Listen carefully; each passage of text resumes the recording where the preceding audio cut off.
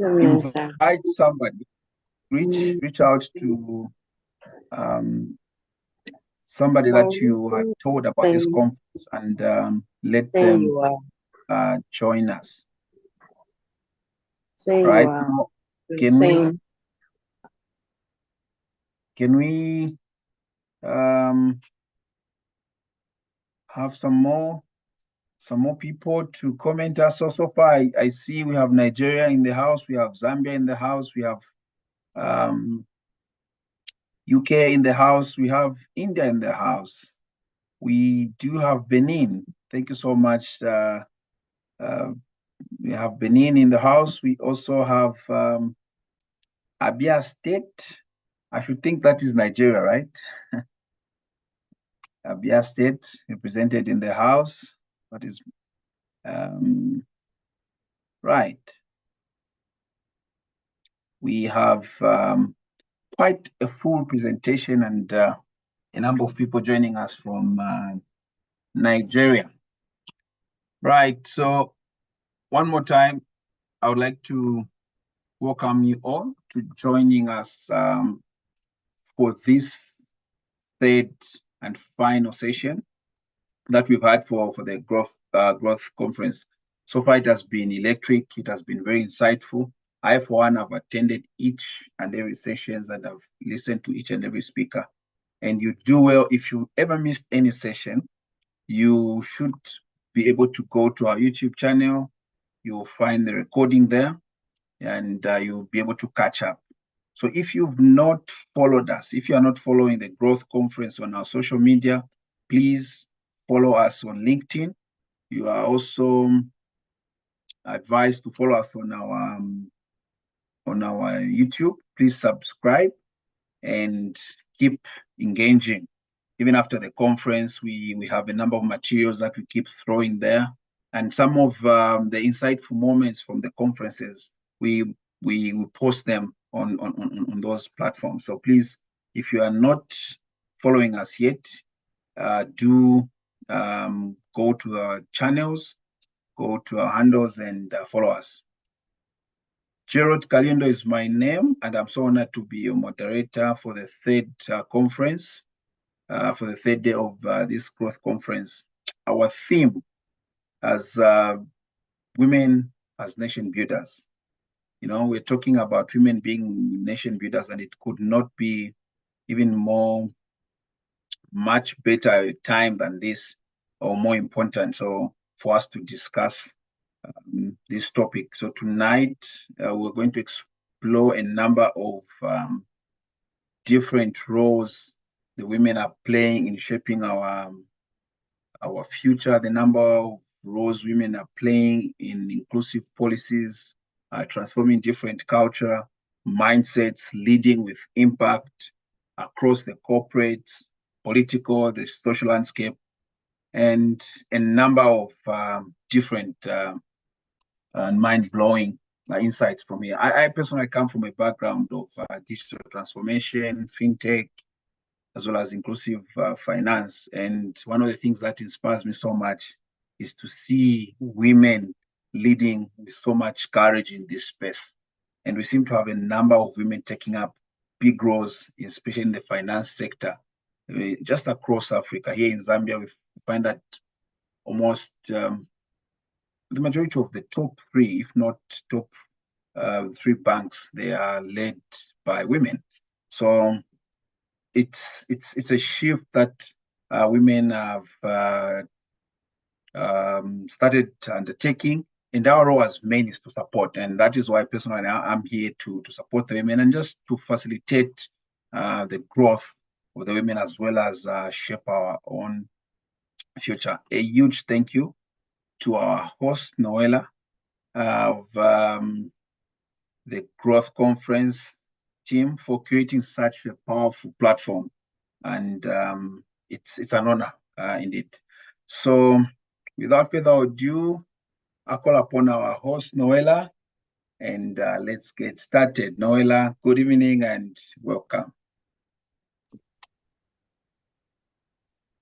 Good evening, Gerald, and thank you again for hosting the Growth Conference for the second time. Thank you. Thank you for all you have been doing. I welcome all our speakers, our distinguished speakers. Thank you so much, all of you, for honoring this call to join us in this movement to amplify the voices that advocate for inclusivity. Thank you so much, our distinguished audience. Without you, the Growth Conference wouldn't happen because we cannot come here to talk to ourselves. I welcome all of you to this event. I had mentioned on day 1 and day 2 that the Growth Conference is a movement. It's a movement where we partner with the men. The Growth Conference is not a gender battleground. It is a place where we partner with the men to foster growth, development, nurturing of female leaders in careers, in businesses, and to also develop leadership in women, even in their personal lives. So you don't have to be a career woman or a businesswoman to be a leader. You can lead right where you are. Now, we are so excited to announce that the Growth Conference is 1 year old. The Growth Conference was birthed last year, and we have had, this is our 6th conference. And the conferences wouldn't have been possible without the help of the women who hosted our regional conferences. One of those people is Weluche, who hosted our UK conference. We have Kruti, who hosted our Indian conference. We have Dr. Bahati, who hosted our East African conference. We have Dr. Genevieve Duncan, who hosted our West African conference. And then we have Susan Chibanga, who hosted our Southern African conference. We want to thank these women on whose shoulder that the Growth Conference have been standing all this while. And like we said again, the Growth Conference is a place where we're not just going to x-ray the problems that women face in the corporate world, in politics, in finance, in the fact.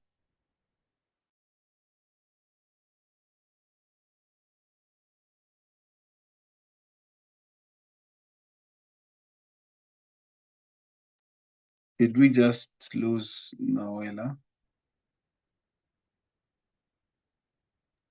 Think so.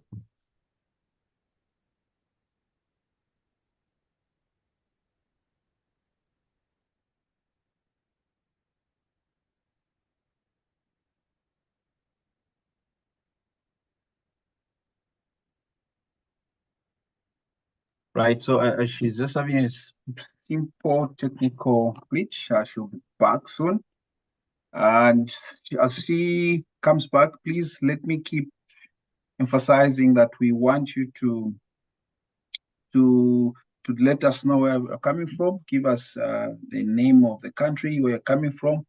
We also want you to invite somebody. If somebody you had asked to be part of this conference and they're not here yet, please check in the participants list. If they're not there, give them a call, give them a ping, let them come through. Also, it will be interesting for us to set our expectations. Please type some of the expectations that you want from this conference.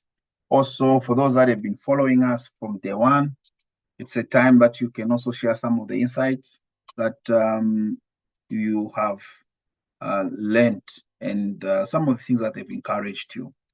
Tonight is a night that is packed. We have phenomenal speakers that have been lined up. So it is something that you don't want to miss, and it is something that you don't want that person invited not to show up. We have a number of topics, like I mentioned, breaking barriers to executive roles. All those things are some of the things we'll be talking about. We'll be talking about some of the challenges of stereotypes, a lot of insights around women in decision making. How does it get to affect us? So, Noella, Emmanuel, confirm if Noella is back.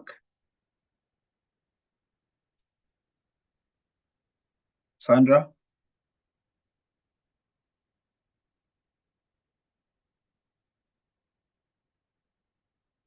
All right, so I think at this moment in time, our speakers are already here. And Noella has already started giving a brief. We are going to allow her to finish at the end of the session so that we can get into it. Right. So our first speaker today is no other than Dr. Stephen Ojei. So Dr. Stephen Ojei is a director of corporate services at Seplat Energy PLC. This man has over 30 years in human resources, spanning around Shell, Seplat, and global assignments across Africa, Europe, and Asia. Dr. Steve has led strategic change, executive mentoring, and inclusive leadership development. He holds a doctorate in social sciences. He's also a certified EAP professional and is a fellow of multiple professional bodies, including CIPM, that is in Nigeria, and CIPD UK. He currently chairs the education committee at the CIPM. The topic Dr. Steve will be covering is women in corporate leadership. Some of the things we'll be talking about is breaking barriers to executive roles, impact of women in boardrooms, strategies for mentoring women in careers, and much more. At this moment in time, please allow me to welcome Dr. Steve, and let's welcome him by the appreciation of reaction, show emojis of excitement, clap for him, just to give him a warm welcome. Dr. Steve, you are welcome, and the floor is yours, sir. Thank you, Gerald, and thanks everyone for joining this meeting. So I'm really pleased and honored to be here, and mindful that we don't have all the day for this session, so I just go straight to the point. Sure. Specifically, I'm speaking around women in corporate leadership and how we can use and drive inclusive workplace policies. And as you think about that, it's always to think about how far women have gone in the workplace and the fact that they really actually come a long way. If you think about in terms of history, starting from at least when it's known in 1914, around World War I, they actually emerged in the workplace largely by accident when they needed to come to the workplace to replace the men that have gone for war, as it were. And if you think about what has happened actually this year, what might look like, even in the US, for example, you might have the impression that there might be things that are rolling back the policies and diversity inclusion in the workplace. People have different views around that, but a number of us have remained positive, and it's actually talking about the time that has come. If you actually also think about the legislation that has enabled us to be where we are, you think about that word that I referenced, the Fair Labor Standards Act that we've talked about, the Equal Pay Acts in 1970, all the different ILO conventions, specifically ILO Convention 190. If you think about even in Nigeria, in UK, in US itself, and the rest of Africa, South Africa, and so on and so forth, you see all laws around, a number of laws around maternity protection, pregnant women protection in the workplace, protection and guidance at night work, sexual harassment policies in place. But all that has not been done. I must remind us that it's not being done to be able to do women, for example, a favor. That is very clear in our own study and what we see every day at work, that when you have women at work, the financial performance of the organizations are better. McKinsey research says so.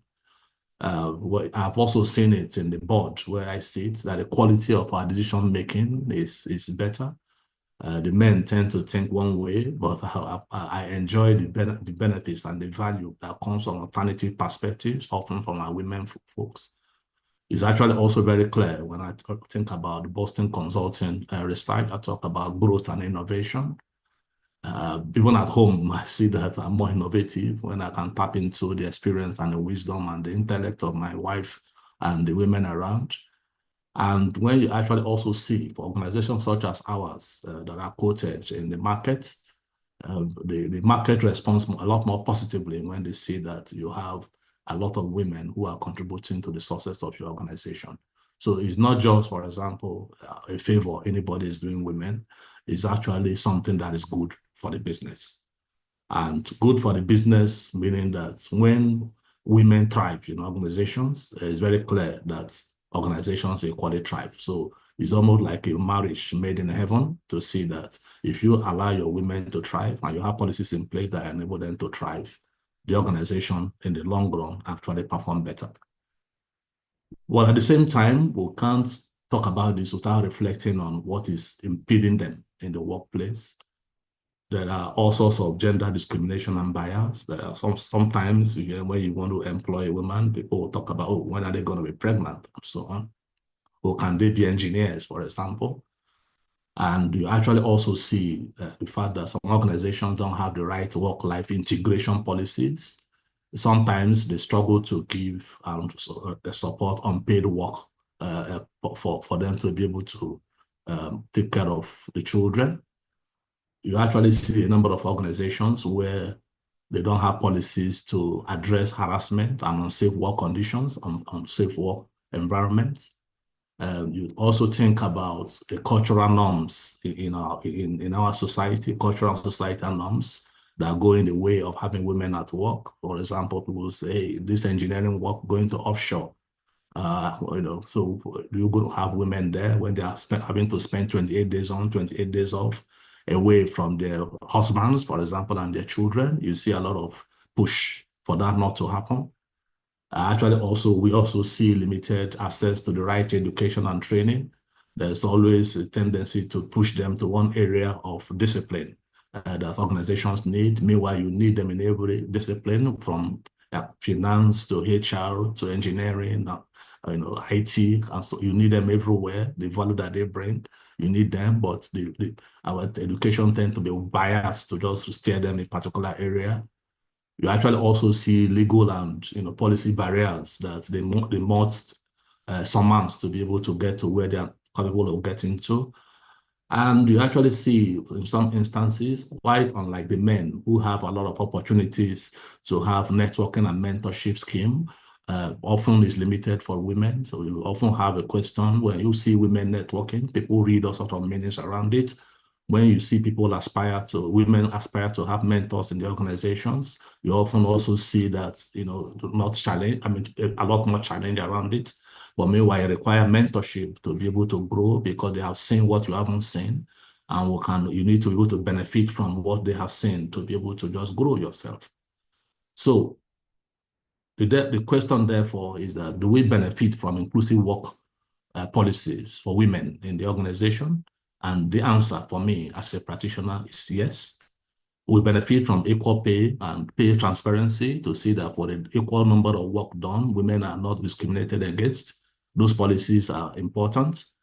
It's equally important that when you have anti-harassment policies in the organization, it gives them the protection that they require to be able to do their work without being harassed and intimidated and bullied, because people need the right environment, more especially women that are softer in the sense. They need to understand that they are valued and appreciated in the organization and they have the right environment to do their work. It's equally important that we have policies around health and well-being support for the organization, for them to know that there is comprehensive health insurance for them. There are different types of health wellness initiatives in the organization to be able to take care of their needs and protect them. It's equally important that we have policies that address flexible work arrangements. When do I resume to be able to pick my children, give them that flexibility? When do I close from work? What days can I work from home, for example? Are there opportunities to have job sharing? And are there opportunities for them to also have care, child care support in the organizations? And you have opportunities to support them even in non-traditional roles. I have a number of people, young graduates that join us, about 50 of them that just joined me. Not up to 20% are women because it's a technical function, it's an engineering function. So how can we get a lot more of them to be able to join us?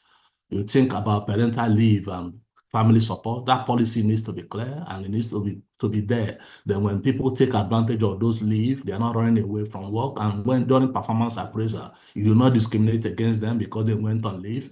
The policy needs to be clear to say this is their right and they are responding to the policy in the organization. And training when you have that, because not a number of us are literates in the act of understanding diversity and inclusion. So training needs to be there for everyone, both for the women and the male alike. And more importantly, when you think about that, the unconscious bias training is equally important because there are things we do every day that unconsciously we take some decisions that are biased against women. You also think about resource groups and safe spaces that you need to give them to be able to do their work, the right corner to be able to do their work, places where they can go and breastfeed in the organization, places where you can have gym and others in the organization. So that equally is very important.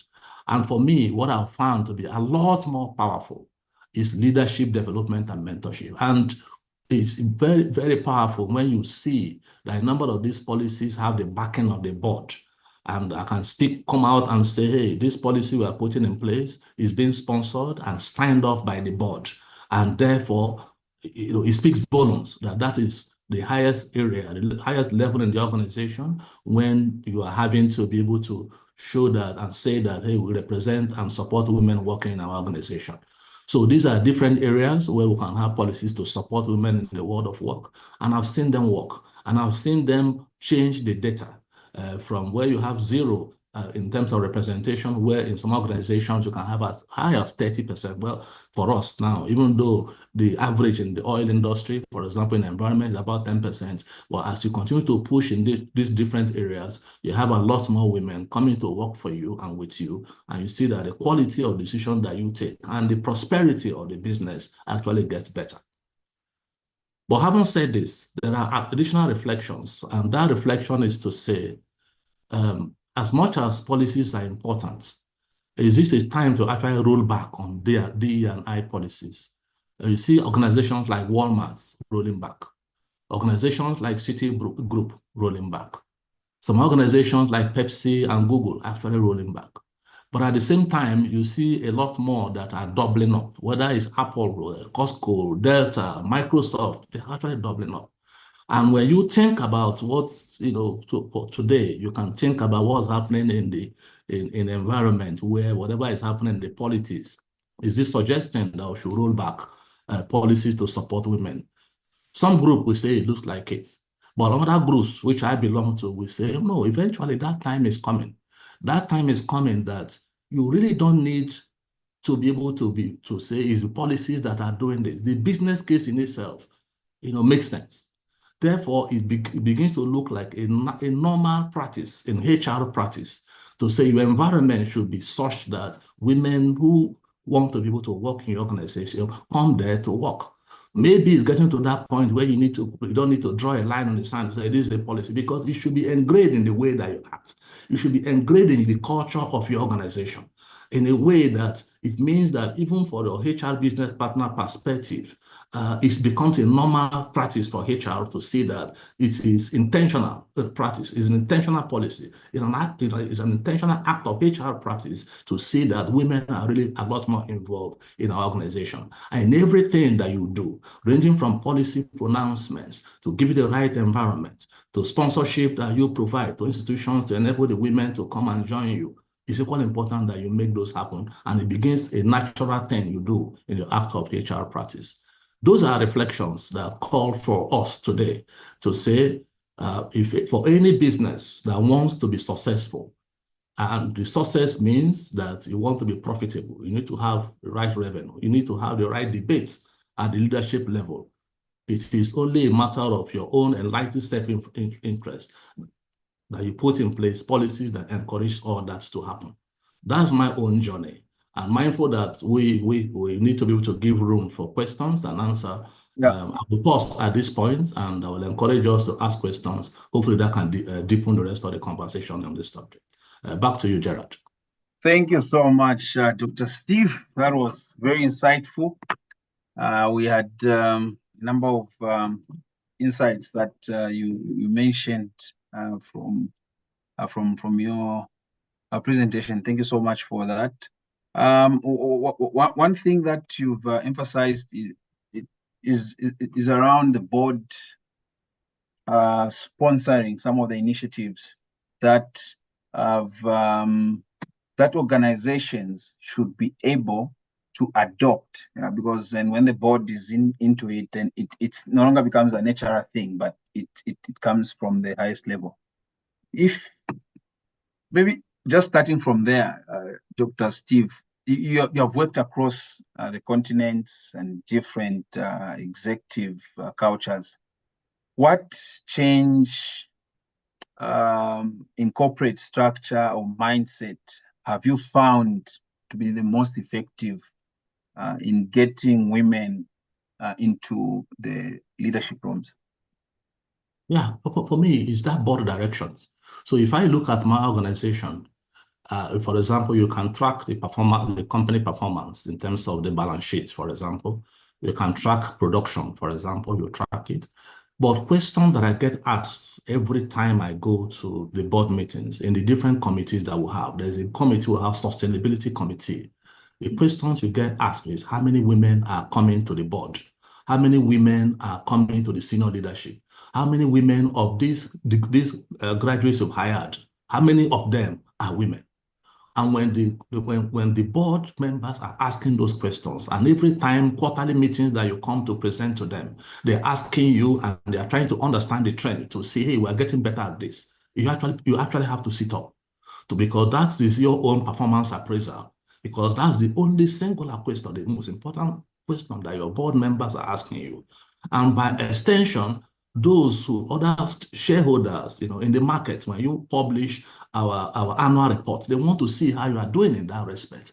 And that's what gets you can think about the fact that what makes money for you is what you do every day. For example, in our industry is oil and gas. But when the profile of your organization shows that you have a lot of women in an energy technical function, technical organization, it actually puts a lot of dollar in your stock market.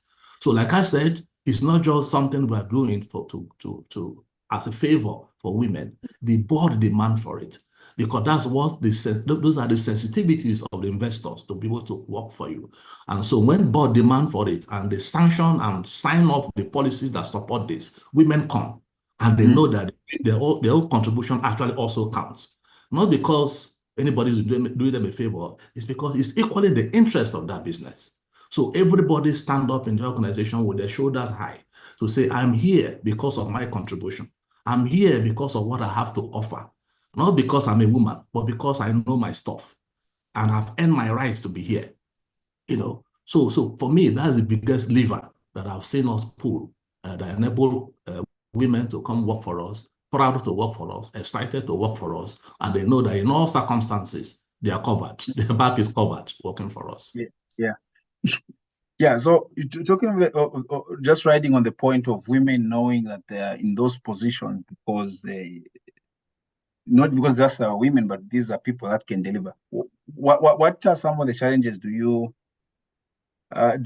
think women face in corporate leadership, and how can those be addressed? So in leadership, people might, let's say for Africa, it's not unusual for us to say woman. So my role on the table is to stop that, to encourage those who have something to, even when they are quiet. I actually noticed that when the women on the team are quiet, then there's a problem. There's an elephant in the room that you need to address. And as HR person, you need to be able to look at them to say, hey, madam, I think you have something to say, you haven't said it. And they will say it. So sometimes maybe women might be a lot more circumspect to just reflect a lot more. They need a lot, the majority of the time, they want to reflect a bit more. And your role is to get them through a proper facilitation to speak up. Because when they speak up, I've seen the decisions that go 180 degrees back to say, by this point, this person has made, you go back to the drawing board. So those challenges are there. And so it's therefore important that you allow them to speak up. You give them the right environment to speak up. Because if they don't speak up, they are not the one losing. You are is your company that is losing from the wisdom of those thoughts that come to the table. And do you think at policy level, is it possible that some policies can be made that could support women's career growth deliberately? Yes, yes. And how can it be integrated in the overall business policies and organization culture? Yes, yes. So that's my point. So the point when I talked about the policies that are helpful, whether you're talking about whether it's harassment and bullying policy, it's policy for that. Policies around all the things you need to do to work-life balance, for example, is in their interest. The things around leave, whether maternity leave and all that, is important. So every policy that also demands that X% of your women need to be on the board, Y% of women need to be in senior leadership. You need to mandate it and drive towards it. What you don't measure doesn't get done. When you put those policies that you can measure and track, that is the only thing that will force you to, people to get it done. Even in performance appraisal, when you have carried out performance appraisal, there are sometimes we check the skewness.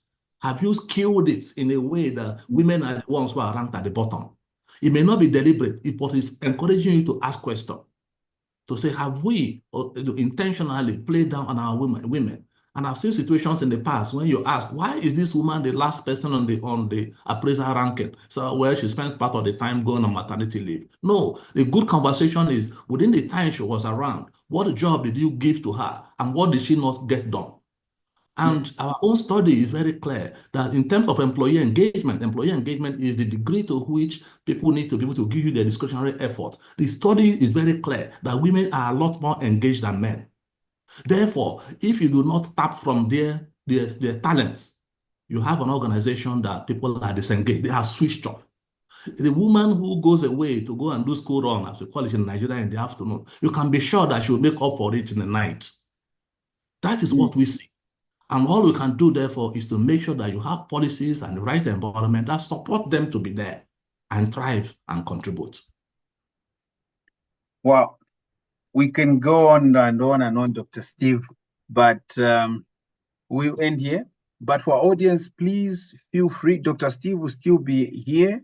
While others some questions, Gerald, please. Could he answer the questions in the chat section? Yes. So we have some questions in the chat, and if you still have a question, even after Dr. Steve stops talking, he'll still be around. Please feel free to ask, and he'll be answering them from the chat. But I have interesting question coming in from Susan, I'll read it. Which is the effective approach in ensuring more women participation?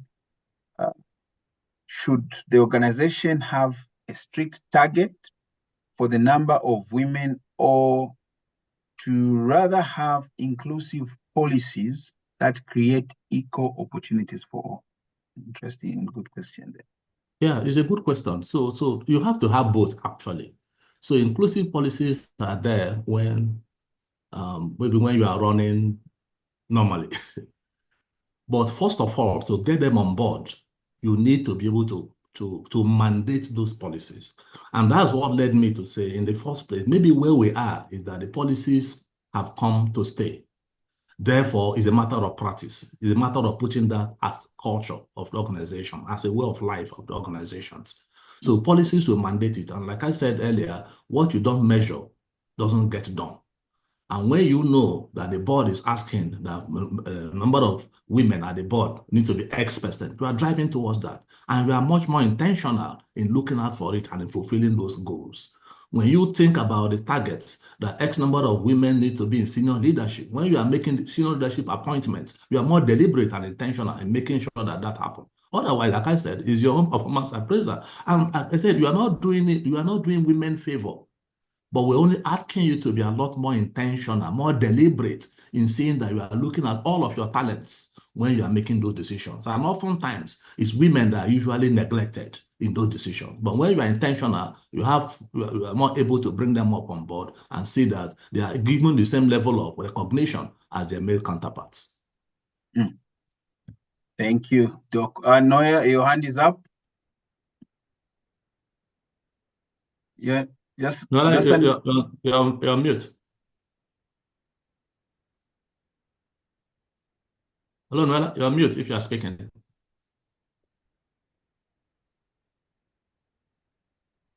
Can you hear me now? Yes. Yes, please. Okay, so my question is, thank you so much, Dr. Steve. This is like sitting in an MBA class, actually. You really dissected this topic. Okay, so my question is, you mentioned some unconscious biases. What are some of those unconscious biases that we need to deal with to ensure that, more spaces are allocated to women at the table of leadership in the corporate world? So if I just, a good question as well, and so I've seen situations where we are going to the rig, to make inspections of facilities, and suddenly a woman shows up, and you see that there was no preparation for the fact that the woman was coming to the rig. It's an unconscious bias because it's just an assumption that well engineers must all be men. I've also seen situations where we have guests we are expecting to come and meet us, our senior leadership team. And when they come in, they see 3, 4, 5 women on the table. They are quite shocked. In an energy sector, in an energy company, you see that. Because there's this expectation that women shouldn't be there. There is this joke or story in the past that I heard when somebody says there was an accident and the surgeon that was going to attend to the patient, he just said, a surgeon will come and attend to the patient. And everybody just imagined that the surgeon must be a man. And I walked in and saw the woman surgeon.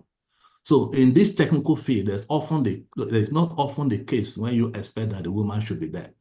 But what I've actually also learning is that when you underestimate women, they rise up higher than you can actually imagine.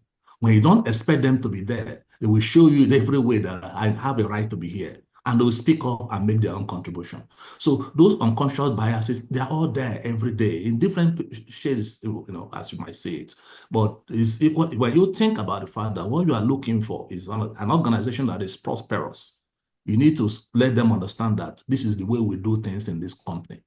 We recognize all voices, all talents, all abilities, and that women have something special and different to offer on this table.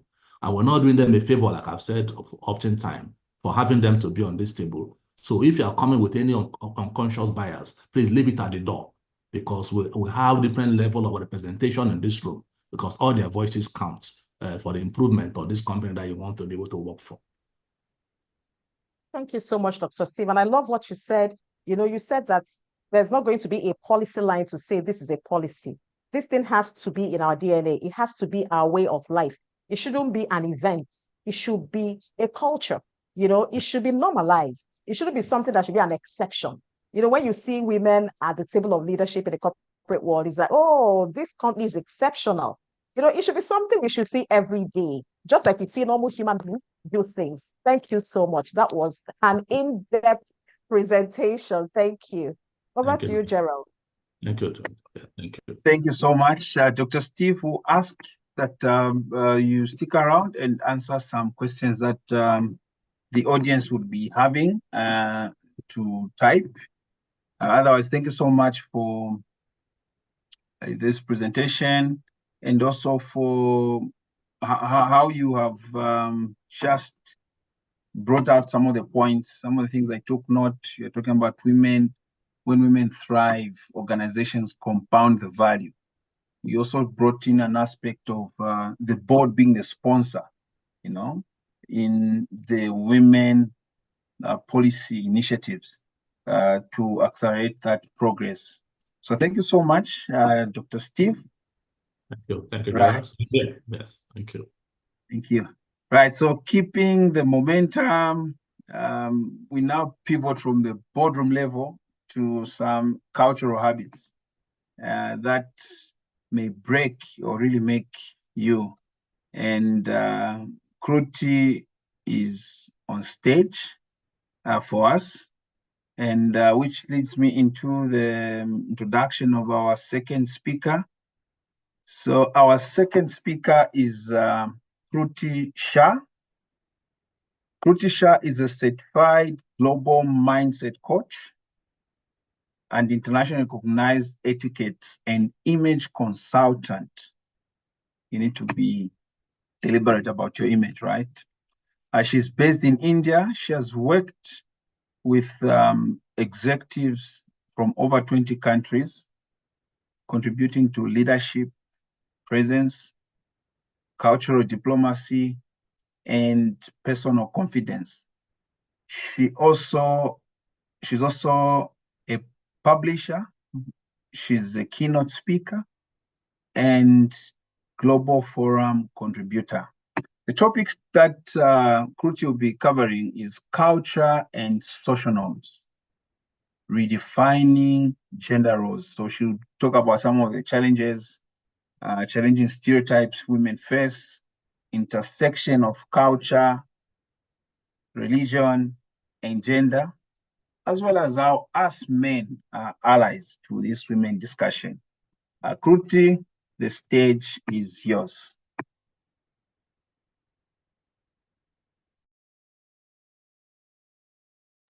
Thank you, Gerald, for that wonderful introduction. Thank you, Nola. And I would like to take a cue further from Dr. Steve Ojai's speech, why we are not saying many women. Why are we not asking this question? Why there are not many women? Why are we building?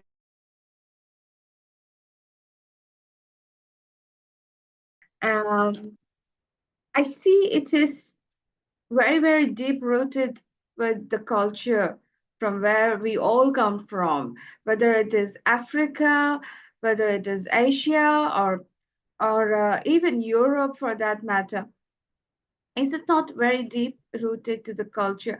What I was told when I was growing up, what my mother was told when she was growing up, what my grandmother told me when I was growing up, it's also so further deep rooted to what we are today.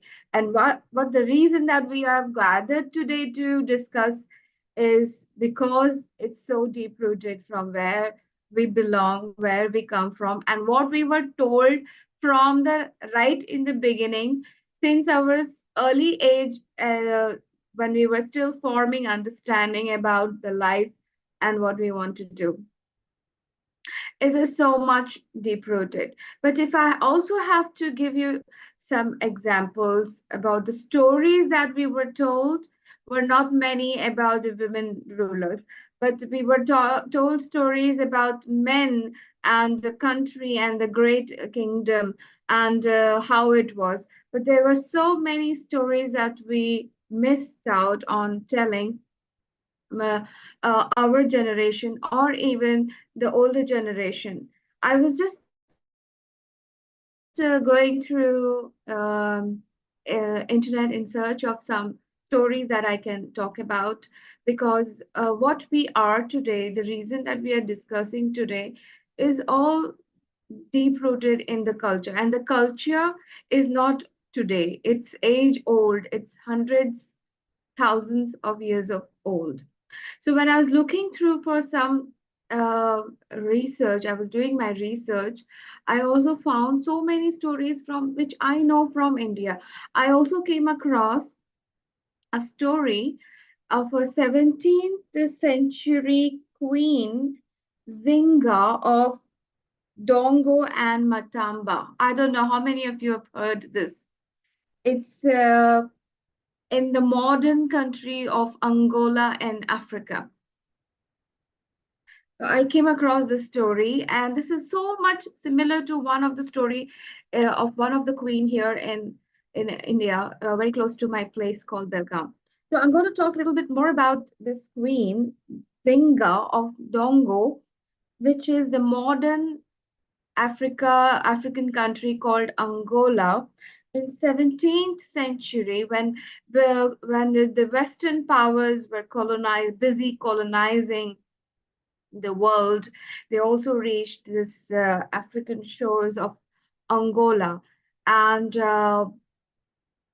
I'm just talking about how this queen fought and stood for herself and for her kingdom and for her people, and spoke and fought for against the colonization, Portuguese power at that time. And she, without now when I'm talking about culture, when I'm talking about women, how they build nation, this occurred in 17th century in Angola. And when she was known for her negotiation skills, is what I read. And when they were busy capturing small or big kingdoms, she went and spoke to this Portuguese leader. And as a culture, whenever you visit any kingdom or anybody visits, you are offered food or refreshments or to sit. And she was not asked to sit. So what she did was she created one human chair. One of her assistant made a chair of himself, and she sat on that. And what she said was, if you will not offer me a place, I will create one for myself. That is the power she took within herself. And that, if I'm talking about culture, and then she shouldn't have been doing that. She shouldn't have been doing that. She cannot speak for herself. She cannot represent her country. She is a queen. She should be inside her castle, inside the gates. She shouldn't be doing that.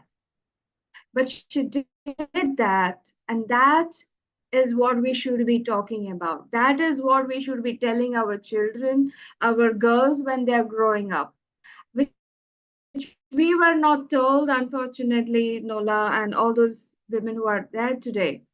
And it's available on internet. Why was we not told about it? And now it's time for us to talk more of these stories. So the culture is not what we are only is in our mind and what was only told to us, but it has also happened in the past hundreds and thousands of years, where women have represented their countries. They have run the countries. Of course, in the absence of men or some situation that pushed them into it, but that was possible then. Then why are we even talking about women empowerment? We are talking about still policies. We are still talking about giving us equal responsibilities. It's not thousands of years back. Also, we are even today talking, whereas we should be talking about children and poverty and other issues. But we have to talk. We have to build such forums, because now we have to challenge those stereotypical traditions and move forward. So maybe 20 years, 30 years down the line, we should not be talking about this very thing, but talking about bigger things than this. So when I talk about stereotypical, I think we need to learn from those stories where women in those days, with no support, where the culture defined us what we should wear, how we should represent, what we should do, have broken those barriers and saved their countries, ran the countries, represented their countries. The similar story is of a Rani. Rani means queen in Hindi. So Rani Kittur Chennamma, she fought Britishers, and she saved her kingdom. There are so many thousands of such stories in India, but we don't talk about them. We talk about heroes. We should also talk about she heroes and tell our children, put that into their growing years, come out of the fairy tale stories. Those are not of any use. Tell them that women can achieve extraordinary things. And again, normalize that. We don't have to tell something except that these exceptional powers are normal to women. Now I'll talk about when we talk about culture, religion, and gender equality, I want to congratulate all those men present here today representing for women. This is when I talk about women empowerment, when that lady Zinga spoke about her. Somebody has raised your hand. Let me complete my 5 minutes time, and then we can take your questions. So when Queen Zinga broke that cultural norms, stereotypical in 17th centuries, why are we waiting? What are we waiting for? Why are we still discussing the same things? I think it's time that we take this. We women should also support each other and tell the stories of these women more often to our children and put that into their being, in their mind, in their growing era, that you don't need to be exceptional, which you are already exceptional, and you can make wonders, breaking the cultural norms. What was told to you that you have to be in the kitchen, locked in the gates, no. Or particular, these things are made for women. Okay, that's not something that we should be talking about. So when I was grown up, I was told that I would be married off, and I had to learn kitchen, take care of the house.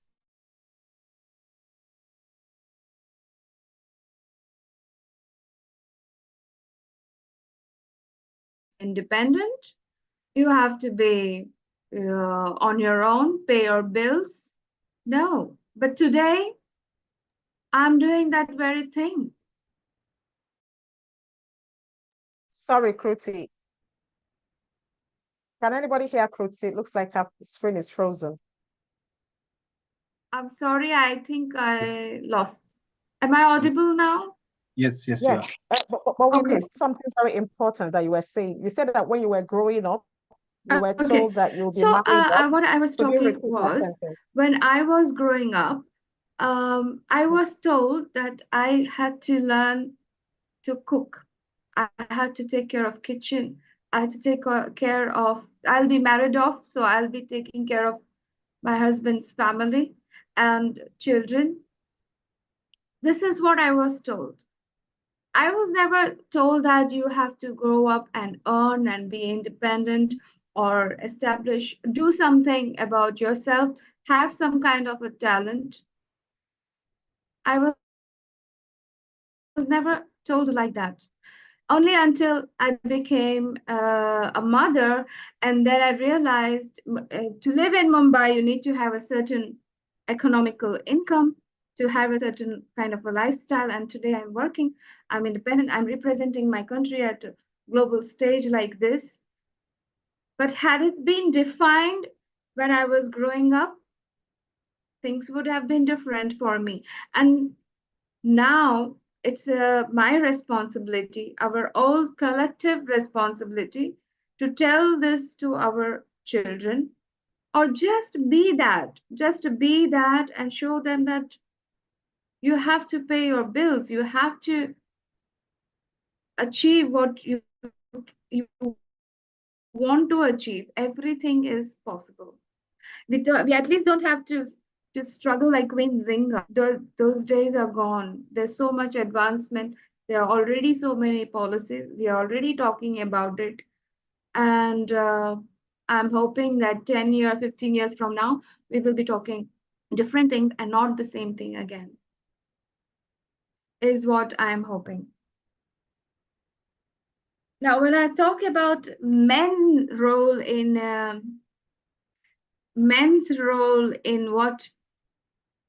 how a woman should build a nation. Now, all this cannot be possible without men. It's not.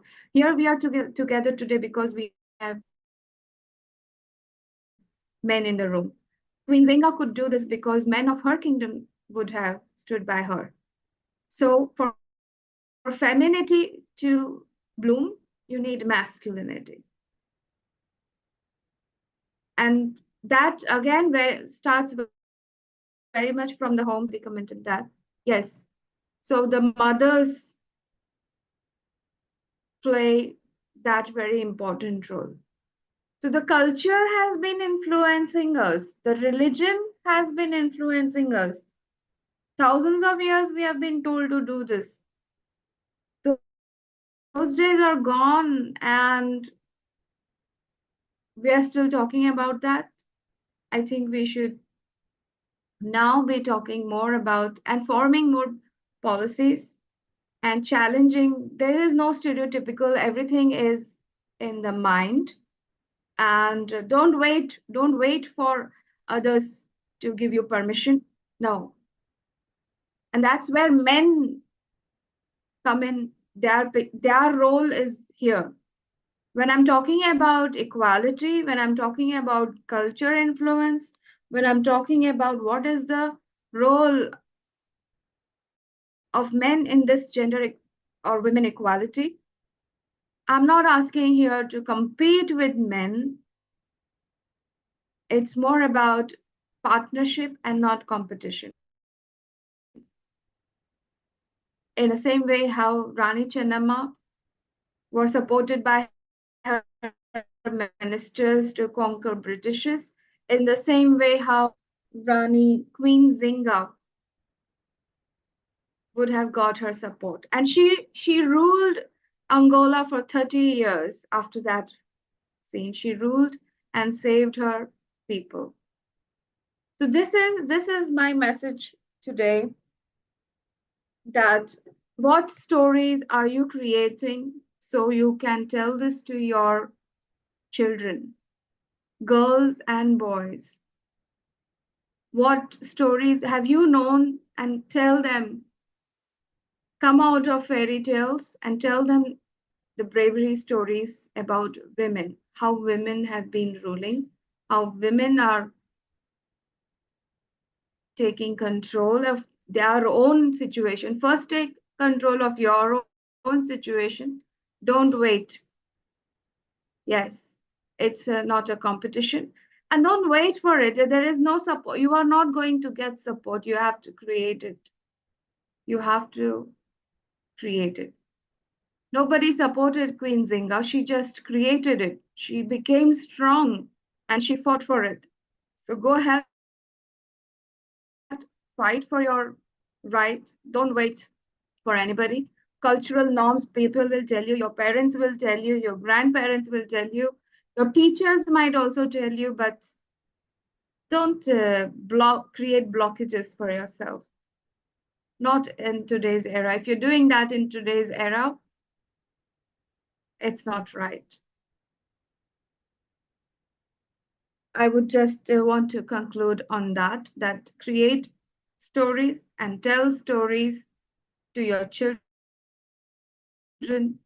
about how women have ruled in the past, how women are taking situations in their own hands, creating their careers, creating their life. Thank you for giving me this opportunity. If you have any questions, please, I would love to hear from you. Wow, thank you so much, Kruti, for taking us on a tour of Queen Zinga's war room and bringing it to today's boardroom. Thank you so much. You have shown us writing the cultural script isn't a new thing. It's been there it is in our DNA. And for us as men, we are co-authors to this discussion. Let's now open up the conversation. I'll start with a question. The audience, please feel free to type in your questions. Once Kruti responds to some of the questions that I just took note, we'll go to the chat room and be able to read them. Kruti, you have been working with high-performing leaders from different diverse backgrounds. And my question is really, how can we empower women while inviting men to be active allies in redefining these cultural expectations?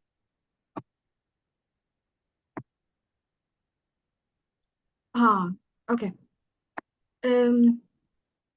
Now, when it comes to cultural aspect, and it's very much, like I said, so deep rooted, Gerald, that there are some communities here in India. It is so very difficult to penetrate or talk about it. Is also taboo even today. There are some communities. There are also communities where, from that age-old tradition and culture, they have seen women break the stereotypical and becoming what they want to, being a change maker. There are communities who walk hand in hand, who have adapted to modern cultures. Modern, in true terms, when I say modernization, in true terms, modernization with modern thinking, there are communities. So it's simply, when you see there is a modernization in true sense, there is empowerment available in true sense. And if you are from a community who is not supporting you, where there is still men around you or even women around you who are not in tandem with the growth mindset, with the progressive mindset, you simply have to jump out of that place and find a better community for yourself.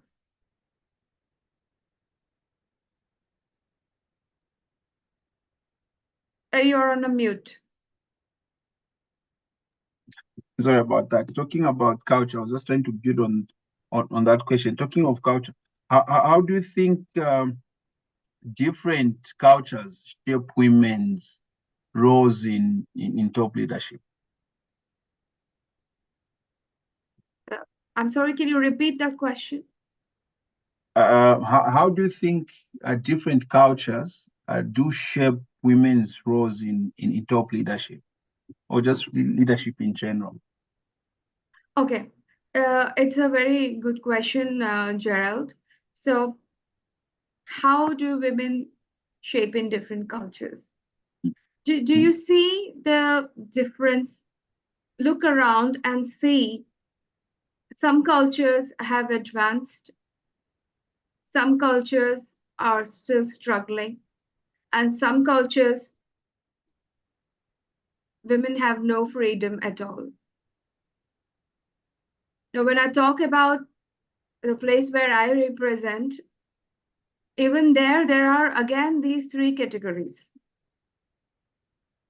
So when I'm talking about culture, I don't want to talk about religion here. That's automatically the part of culture that we come across. Now here in India, we have almost all the religions of the world. But now there are some states where women are more in the working area. And especially where I come from, Mumbai, you see very, very common to see women. But if I go to my own native place, which is Kutch or a Gujarat or interiors, even today the numbers are very less. Even today, the number of women seen in workforce is very less. Whereas if I come from South India, it's huge. So the men create a lot of impact, and again, I would not just restrict. It's women's responsibility. In India, there is a one phrase: women. When you educate a woman or culturally you empower her, one woman leads an entire family. So she's responsible for 3, 4 other people with her. So you educate, empower, and talk about one woman to help her bloom, and her entire family will get. She is going to empower the entire family. So if I talk about women, men supporting in the culture, it's crucial. But how much can I expect from which communities can I expect? Which culture can I expect? I'll have to question that. And maybe you also question that. Look around and see how we can make that changes. Well, thanks for that. And my last question to you, Kruti.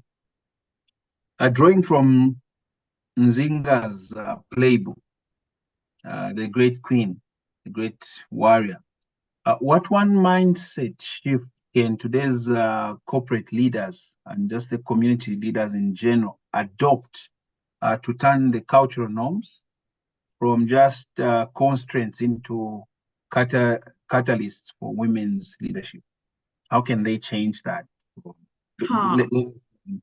The great queen. Yes. The one very good thing that we need to learn from Queen Zinga is 2 things, in fact. One is get used to the place where you are not used to be. So raise your standards. Nobody else would negotiate the way she did to the leadership of the Western conquerors. Nobody would have ever done. Maybe men also wouldn't have done at that era, but she did it. So get used to something that you've not done before. Normalize that. If you want to break barriers, if you want to really do something in life, get used to that. Number 1. Number 2, create your own opportunity. He didn't allow her to sit, but she made a human chair, asked one of her assistants. Those days that was common. And she sang. So create your own opportunity. Be creative and create your own opportunity is the 2 things that women should learn from her. And that's my biggest takeaway from Queen Zinga. Great. Thank you so much. I don't seem to have any questions from the audience. If you do have, you have a few seconds, please, you can raise your hand or unmute yourself and go ahead and ask Kruti just before we move on to the next speaker.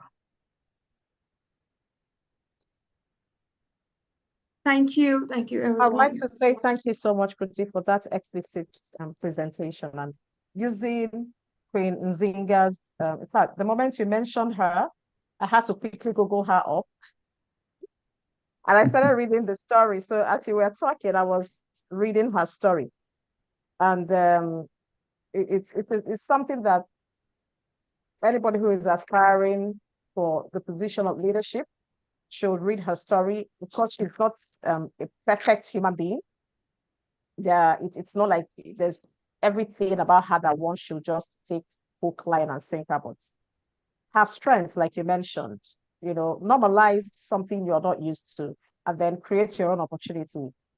Don't wait for opportunities to be handed down to you, so that it's not like bringing you to the table is to balance the gender book, So we want equal representation of men and women at the table. Okay, so you women just come along and then let's balance the books 50-50. No, you have to be at the table because you earned it, because you deserve it, because you are capable.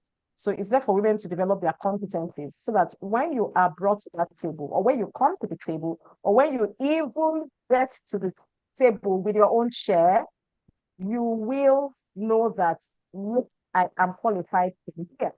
And you perform exceptionally well as well. So thank you so much, Kruti, for that. Talking about storytelling, Nana started with storytelling yesterday, and Kruti just continued with storytelling today. Thank you so much.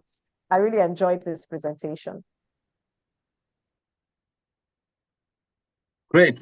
Thank you so much, Kruti. For me, as your moderator, thank you so much for calling us out to seek the unfamiliar and make it familiar. Indeed, it's been an insightful session. We have learned tonight that culture isn't static. You made it, you elaborated to say it is like clay in our hands. So for us, we just need to be intentional and make something out of it. Ladies and gentlemen, let us give a virtual round of applause to Kruti as we now move on to another great and exciting speaker. We now turn from the cultural transformation to policy power. Now we're talking politics. Our final speaker, Zabi, is an AI strategy and governance executive who bridges innovation and inclusion. Zabi is one passionate voice for ethical teach, for elevating women in political positions, and he will unpack how governance frameworks, digital ecosystems can accelerate female leadership from city to councils to parliaments. Zubi, the floor is yours, and the future is indeed exciting. Looking forward to a great session from you. Please let us give Zubi a round of applause and encourage him as he teaches us politics in relation to boardroom matters. Great. Thank you very much, Gerald. And thank you, Kruti, for that wonderful presentation. I think it actually kind of created a very, very strong foundation for my own presentation, because, you know, politics and governance are kind of an offshoot of culture, basically, because anywhere in the world there's leadership, there's the politics, and there's governance, and all those things are embedded in our very nature as human beings, and we are all cultural, political, and social animals. You know, so with that, I want to say good morning, good afternoon, and good evening to you, our distinguished guests, my fellow speakers, and to you all that are champions of change. I am indeed very honored, you know, to be speaking this evening at the Growth Conference International 2025 with this very, very powerful theme, Women as Nation Builders. I'd like to say a very great thank you to Noella for, you know, giving me this very singular opportunity. You know, being having grown up, you know, as an only son among 4 sisters, just like Nana said, just like Nana yesterday, I speak to you not only as a professional, but as someone who knows that leadership is not always loud, but it's always transformative, especially when you have women, you know, running things. So therefore, today I invite you to explore this very rich, complex, and inspiring role of women in political leadership and governance, you know, across developing and developed nations alike. And for us to be able to do this effectively, it's important that we begin with a historical lens, because women have always led, whether history chose to record it or not. Women have always led. Let's take, for example, Queen Amina of Zaria in the 16th century. She was a 16th century warrior. She was a warrior queen who expanded trade routes, fortified cities, and demonstrated brilliance in governance and strategy. You know, we move on to southeastern Nigeria in 1929, where you had the Aba Women's Riot, which was also called the Aba Women's Market Rebellion or Revolution. And that saw thousands of Igbo women rise against colonial injustice and heinous taxation policies. And they achieved this through songs, dance, storytelling, and mass mobilization. They forced colonial authorities to reform the exploitative governance system that they had at that time. So personally, I do not consider that a riot. I actually considered it as organized political resistance. And it was one of the very first in the entire Africa, as at that time, during the colonial Africa. Now, move on to the western part of Nigeria. Funmilayo Ransome Kuti. She founded the Abeokuta Women's Union, led tax protests against unjust leadership, and became the only woman in Nigeria's 1947 constitutional delegation to London. And that paved the way for women's suffrage, not forgetting that she was also the first woman to drive a car in Nigeria. In South Africa, we had people like Albertina Sisulu, who co-founded the United Democratic Front, enduring harassment and imprisonment for her activism against apartheid. In Ghana, we have Yaa Asantewaa. She led warriors against British imperialism. In Kenya, Wangari Maathai founded the Green Belt movement and became Africa's first Nobel Peace Prize laureate. And to finally blow your mind from this historical perspective, in 1859, I need us to take note of that date, 1859 AD, 859 AD, which was, you know, from a Christian point of view, even less than 1,000 years after Anno Domini. Fatima al-Fahiri, a Muslim woman, founded the University of Al-Qarawiyyin in Fez, Morocco. It might interest you to know that the university is the first formalized university in the world, and it is still the world's oldest continuously operating university. She was just not a woman, she was a Muslim woman. Let us take note of that. Therefore, you know, across courts and classrooms, palaces and plantations, women have shaped governance, redefined leadership, and laid foundations that endure till today. Yet, for every name we know, there are millions of women who led courageously and consistently, often without titles, but never without impact. So, this historical perspective basically helps to frame our discourse today with three guiding truths. This historical perspective first tells us that political leadership is everywhere. Leadership is not confined to government places. It exists at every level of the social-political spectrum: community associations, religious institutions, student unions, corporate boards. Wherever lives are shaped and decisions are made, women must be present, and not just be present, must be visible. The second framework here is in decision-making. Decision-making power must be valued and accessible. True leadership is not about holding titles. It's about shaping outcomes. So the question will be, who drafts the policies, who allocates the budgets, who sets priorities? The third perspective or framework will be empowerment, that empowerment must be institutionalized through policy. Empowerment is not a favor. It is a right. It's a necessity. So we look at things like gender quotas with real enforcement work, equal access to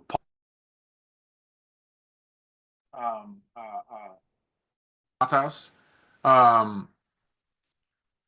protection against gender-based violence, both physical and digital.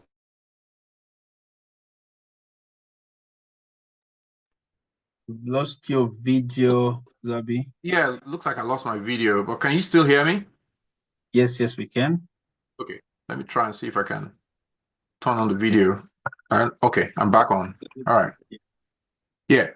So So I was talking about equal access to political financing and campaign support matters, you know, protection against gender-based violence, both physical and digital, you know, is very essential, especially these days of social media trolling and so on and so forth.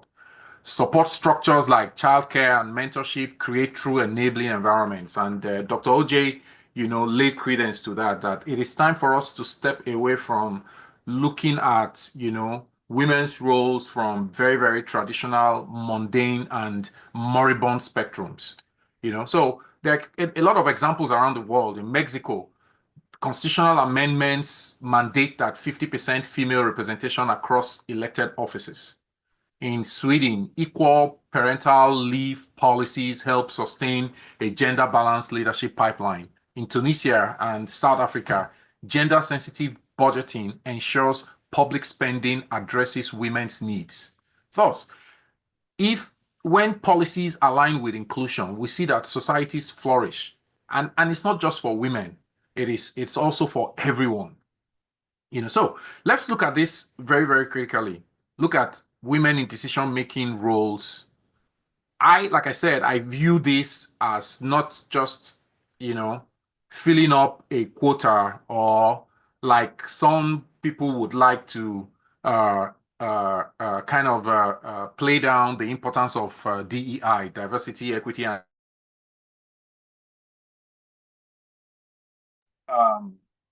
diversity, equity, and inclusion.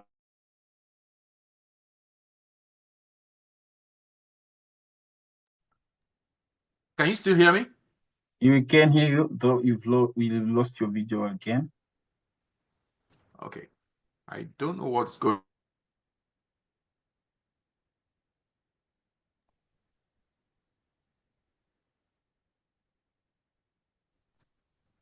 I think you can proceed with Okay. just if video is giving. Oh, okay. Back. Yeah, I think it's flicking in and out. I don't know why. Okay. Maybe, All right. maybe So it's screen lock or something. no, it's not freezing anyway, but let me go ahead. Hopefully, it doesn't happen again. So, I was talking about women in decision-making roles, and I said it's not just about seeing it from the perspective of, or the negative perspective that a lot of people tend to want to, you know, allude to DEI. No, I think it's a strategic necessity. And you see that almost all the speakers from 2 days ago, yesterday, and even today, you know, in this conference have agreed that from the boardroom to storytelling, from healthcare practices to world education, from dusty roads to flying parts of airplanes, when women are in decision making, or when they're on the decision making table, nations gain a broader, more balanced perspective. Therefore, when we bring women into leadership, it's not charity. Like I said, it's a strategic necessity. You know, studies from the United Nations and World Bank show that countries with greater female parliamentary representation invest more heavily in health, education, and welfare. And then, of course, you see the whole trickle down and overriding impact of such investments. For example, in Kenya, the constitutional 1/3 gender rule helped to spark essential debates on inclusive governance, even if implementation remains uneven, but at least there is that trajectory. They are moving towards that, you know. So I'm one person who is very, very passionate in saying that when women lead, nations gain leadership that is empathetic, pragmatic, and future focused. So when we talk about this whole opportunities and benefits that we will get from women leading, we'll probably end up asking, so why is it that we don't have more women? What are the barriers then? Why is it that we do not have, you know, more women working, I mean, in leadership and governance? And I think it's obvious that the significant barriers remain, like Kruti said, deep-rooted cultural norms, ideologies, and beliefs. We also have the whole patriarchal political structures, where it appears that politics is about women. And it's not only in developing countries, in developing worlds, you know. It will surprise you to note that it's only of recent that we started even having women in the Senate in the United States of America. You know, there was a time when it was an all men's affair, you know, as close to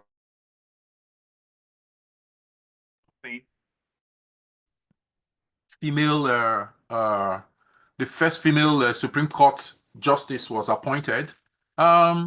We had only women in those places. I mean, sorry, we had only men in those places. So there's that deep root. Historically speaking, men were only just allowed to start voting in the United States in probably, like, was it in the 60s or so, or in 1940s or something like that. I don't have that number, but I know that it's very recent, historically speaking, you know. So they also suffer from limited access to funding. A man would rather contribute to a man's or people would rather, let me not just say a man, so that it won't look like I'm picking on us, but like people would rather contribute to a man in politics than contribute to a woman. You know, I'm not trying to suggest, for example, like the two women who have run for presidency in the United States of America, you know, they couldn't crack that glass ceiling. I'm not trying to suggest that it's just simply because they were women, but you know, you would think that the United States of America, that is the father and the founder of democracy, would be the first in electing a woman president. But like other people who have copied them in the world, for example, like in Liberia, and I think in one of the African countries now, or two other African countries, we have female presidents now, you know. So there's so much limited funding, there's limited support and all the stuff. And then, of course, to talk about the one that is most important, most heinous and most troubling is the gender-based violence, you know, both physical and online. I mean, you'd see something of recent. There was a young girl who spoke up about the challenges of living in present-day Nigeria, and you'll be surprised that even some women joined in insulting her, and some of them called her a prostitute just because she was bold enough to stand up to talk about the challenges of living in Nigeria. And they said she was being disrespectful to the president. You know, I mean, that's really, really blew my mind at that particular point in time, that people could actually do that to a young girl who had the strength and the courage of conviction to stand up to speak about whatever was going on in the country. You know, so even talking about Nigeria today, women still hold less than 10% of seats in the National Assembly. You know, across the world, in Japan, the United States, like I've mentioned, or Afghanistan with the return of the Taliban, you know, women confront continuous systemic exclusion from full political participation. So how can these challenges be overcome? You know, there's a saying that resistance bets resilience.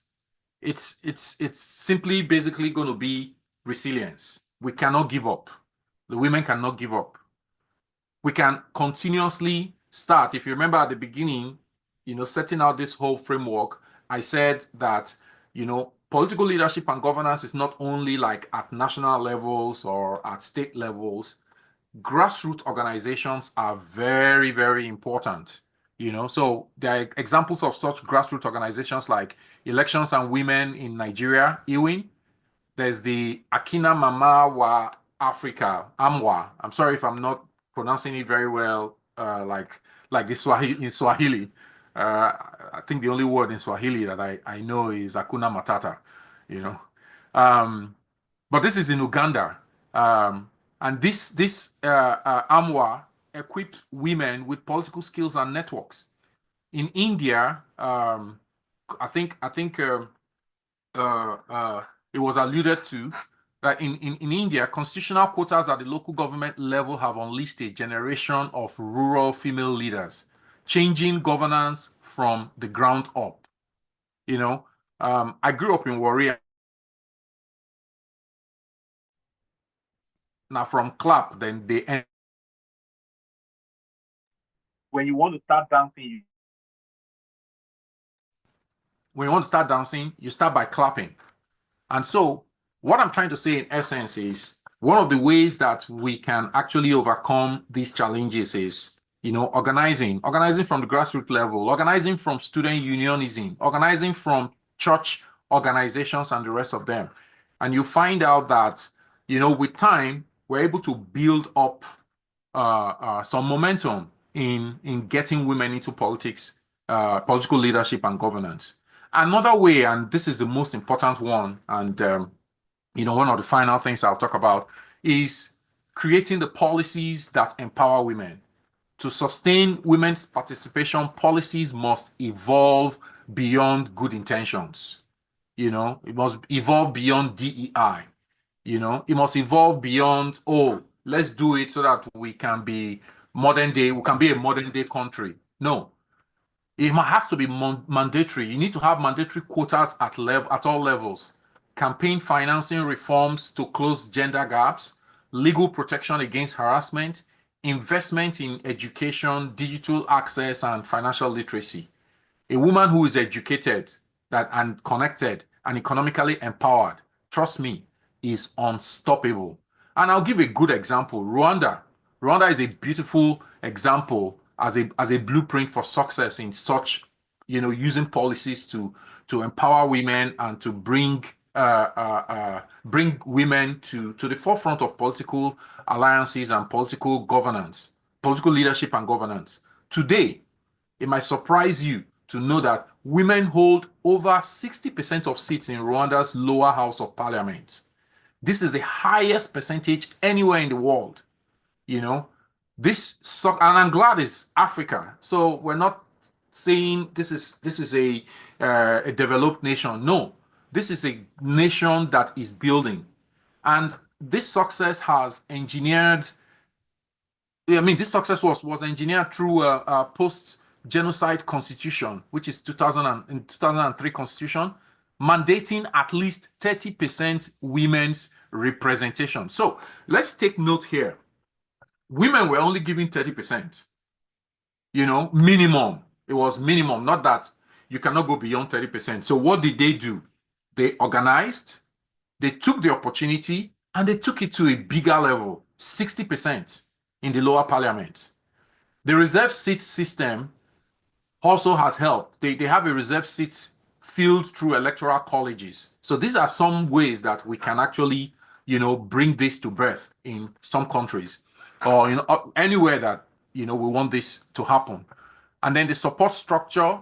And I'm glad that a lot of our speakers here today from 2 days ago, yesterday and today, have spoken about the things that they have done and they are doing, especially with training, mentorship, and civic education, awareness, creation of awareness around women's participation in leadership. All these things are policies and endeavors and enterprises that can help to bring women to the forefront of political leadership. Again, I cannot overemphasize strong women's organization. Anywhere you can organize, please organize. Organize, like I said, in church, in schools, student unions. There's nothing stopping us from working with them to organize, for example, women organized in Rwanda, and those strong forums helped them, so they have this group they call the Forum for Rwanda Women Parliamentarians, FFRP. And that helped them build this political will, and in building the political will, that will must be at the highest levels, because deliberate policies are needed. For example, because of these deliberate policies, in Rwanda, women in Rwanda are not only the nation goal and future development. So there are a lot of other global examples. For example, like in Nepal, constitutional quotas empower thousands of women at local government levels. In Mexico, gender parity laws across all elected offices. And today we have a woman who's the president of Mexico. You know, in New Zealand, inclusive decision making under the Jacinda Ardern's leadership has helped. Jacinda Ardern is a female prime minister. In Tunisia and South Africa, gender-sensitive budgeting frameworks have also helped. So empowerment is not a favor. It is a necessity. It is a right. I cannot overemphasize it. These examples have shown us that change is never accidental. It is engineered. But even the best policies are only as powerful as the women who rise to seize the opportunities they create. So let's take note of that the best policies, and let me repeat it, the best policies are only as powerful as the women who rise to seize the opportunities to create. That's why I'm so happy that we talked about, you know, cultural barriers, you know, like Kruti talked about it. We need to go beyond that and never ever say, oh, because I'm a woman, I cannot do what men do. No, it is important. And let me just repeat that statement that I said, that even the best policies are only as powerful as the women who rise to seize the opportunities they create. Policies can open doors, but women must also walk through them. Thus, our mission is not only to build empowering system, but to inspire women to step boldly into this leadership. So my conclusion will be a global call to action, because this is our moment. And when I say our moment, this is our time. And you notice that I'm making it all inclusive. It's not just the women. And I think that is one of the reasons why we're having the Growth Conference International. It is about, you know, finding ways for women to get the support they also need from the men folk. And I'm calling my fellow men to, you know, continuously step up to supporting and amplifying this call to action, because our moment. It's not just to acknowledge women's leadership. We have to amplify it. You know, we have to dismantle the barriers. We have to invest in systems that celebrate women's presence at the table. Let us teach our daughters and our sons that leadership is not gendered. No, leadership is inclusive, no matter what the way we look at it. It is also earned through vision, through service, and through courage. Let us not ask, can women lead? Let us ask, how much better will the world be when they do? Leadership is not something given. It is something lived. Let history say of us, this was the generation that turned intention into inclusion and hope into action. Once again, I want to thank you all for listening. Thank you for your patience. Thank you, Noella, and thank you, the entire group that set up this Growth Conference International. I am really grateful for this opportunity, and I do hope that I have been able to bring something to the table. I pray that God blesses all of us, and that we may continue to build a future where women do not ask for a seat at the table, but a future where they actually bring the table. Thank you very much. Wow, that was one epic session. You know, all the speakers have been talking about men being allies, and I think, Noella, as speaking on behalf of men, we found our captain to lead us in this collaboration for us to be allies. So Zubi, our captain as men. So I'll bring a lot of other men to Thank join you the so much, Zubi.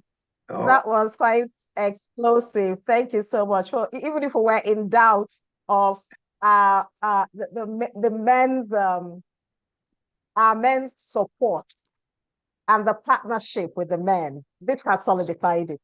Thank you so much, Zubi. Thank you. Thank you. That was, you know, I kept typing and typing, and at a point I just told myself, you know what? Just start listening. so you don't get distracted. Same here. Wow. Indeed, thanks for crystallizing that, especially that quote. The best policies are Yes, only as yes, yes, yes, powerful as the women yes. who rise to seize the opportunity Opportunity that they present. create. Yes, Powerful. That's very awesome. powerful.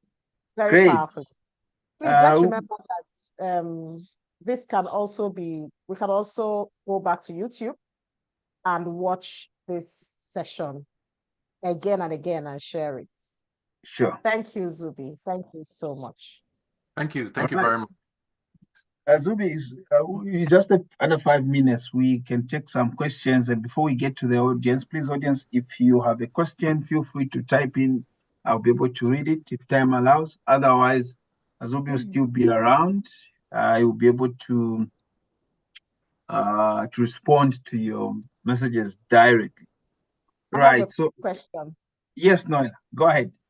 Okay, Zubi, when it comes to politics, women are very skeptical because politics everywhere in the world is perceived as a dangerous game, dangerous, unsafe, and everything in between. There's sexual harassment, there is all these midnight meetings that fall into the wee hours of the morning.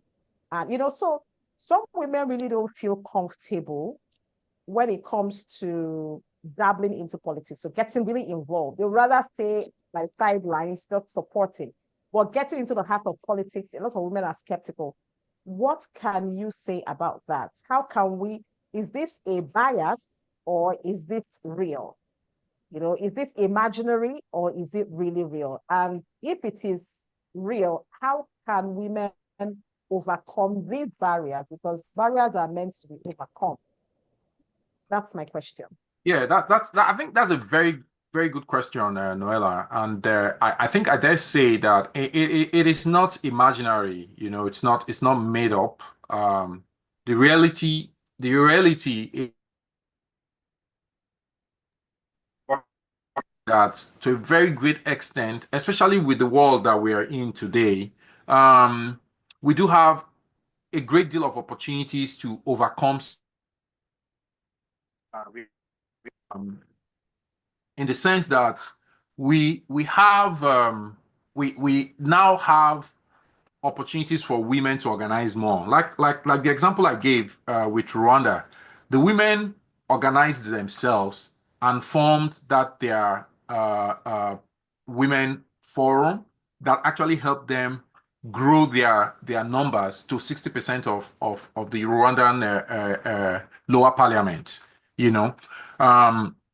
We know that bad things don't happen if we do not find ourselves in the environment. If the environment is not conducive for bad things to happen, it will not happen. So I would want to encourage more women rather than stepping back because of the fear.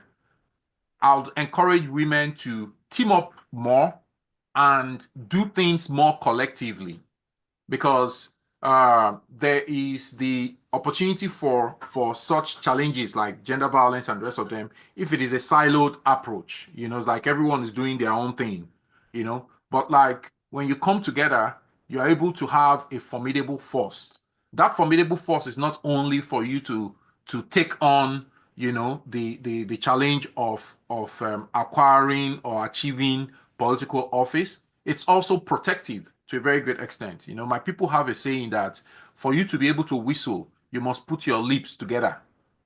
So you have to come together. You have to have women supporting women, and treat that challenge as from a risk management point of view, rather than fizzling out from it. Identify the risks and come up with strategies to mitigate them. And it's basically among yourselves that you'll be able to talk that through. I hope that touches on the points that can help women overcome those type of biases and challenges. Oh, thank you so much. This reminds me of what Lazola said on day one. Strength in numbers. but there's strength in numbers. When she was talking about being the lone voice at the table of environmental advocacy, climate advocacy, we don't have many women, but if more women come together, we can see things happen. Thank you very much, Subi. You actually answered my question. Thank you. Thank you. Back to you, Gerald. Thank you, Noella. One question for you, Zubi. What policies do you think have been most effective in increasing women's political representation? Just globally, you can cite some specific examples or just general, or just some of the people to pick up from. Yeah. I mean, I'll say the policies, just like the example I gave with Rwanda, is legislative and regulatory policies. Those are the policies that have actually made it, more impactful and given the opportunity for women to be able to walk through that door and possibly break the glass ceilings in places where they haven't been broken yet. But in a lot of other parts of the world, it's been broken. I mean, wouldn't it surprise you that, like, I mean, no mean repute to Mexico, but a woman is the president in Mexico. And we all know, most times you have all these whole, issues and challenges of drug cartels and political violence and all kinds of stuff. We need to ask ourselves, how did she make it? Was it handed over to her? No, I don't think it was handed over to her. Was it DEI? No, it wasn't DEI, So even where there is a policy, it takes me back to that statement that, we are only as good as the number of women who decide to also take that opportunity. But I would say, without speaking too much grammar, that especially for places where there has been systemic disenfranchisement of women, where there have been systemic or cultural or traditional limitations to women, I would say that legislative and regulatory policies will be the first port of call. And then, just like the women in Rwanda, they can step on that pedestal and grow. So I'm glad that we have an example here, and it is very, very important to note that. Another thing that I would also say. Position, you have to be able to position yourself as well. When I position, be prepared, do all the studies, do all the necessary preparation, so that when the time comes, you're able to take it up. I would give example of Kemi Badenoch. I mean, this is not a personal endorsement of her. It's not like I agree with a lot of her policies, but it's also important to use her as an example that, like, from day one, she had this in mind. She wanted to lead the Conservative Party in Great Britain, and she started working towards it. So it has to be deliberate, to be able to take on those opportunities when the opportunities present themselves. Yes. No, I mean, there's so much you've unpacked, and I know people would love to go on and on and on. Otherwise, we will let the remaining questions be answered. Like I said, Zabi, please stay around. There will be questions that people will be putting up in the chats, and you could give responses from that. Thank you so much for reminding us that indeed policy is only as powerful as the women who rise to activate it. And now, staying on the note of activation, we are now moving to the digital era. We started with a doctor, and we are closing off with a professor. Our next speaker is Professor Nazmat, who's an electrical and electronics engineer, registered Corinne, a professional, and the first female vice chancellor of the Gambia University of Applied Science, Engineering and Technology, with a PhD from the University of Liverpool and 3 decades leading STEM programs for over 30,000 plus girls. She lives at the frontier of women, technology, and social impact. She will unpack women and technology, building the digital gender divide, and she'll be able to show us how digital literacy, low-cost access, and barrier-breaking mentorship can flip the script in the male-dominated space. Professor Nazmat, the virtual stage is yours. Ladies and gentlemen, let us give her a virtual round of applause as she takes the floor.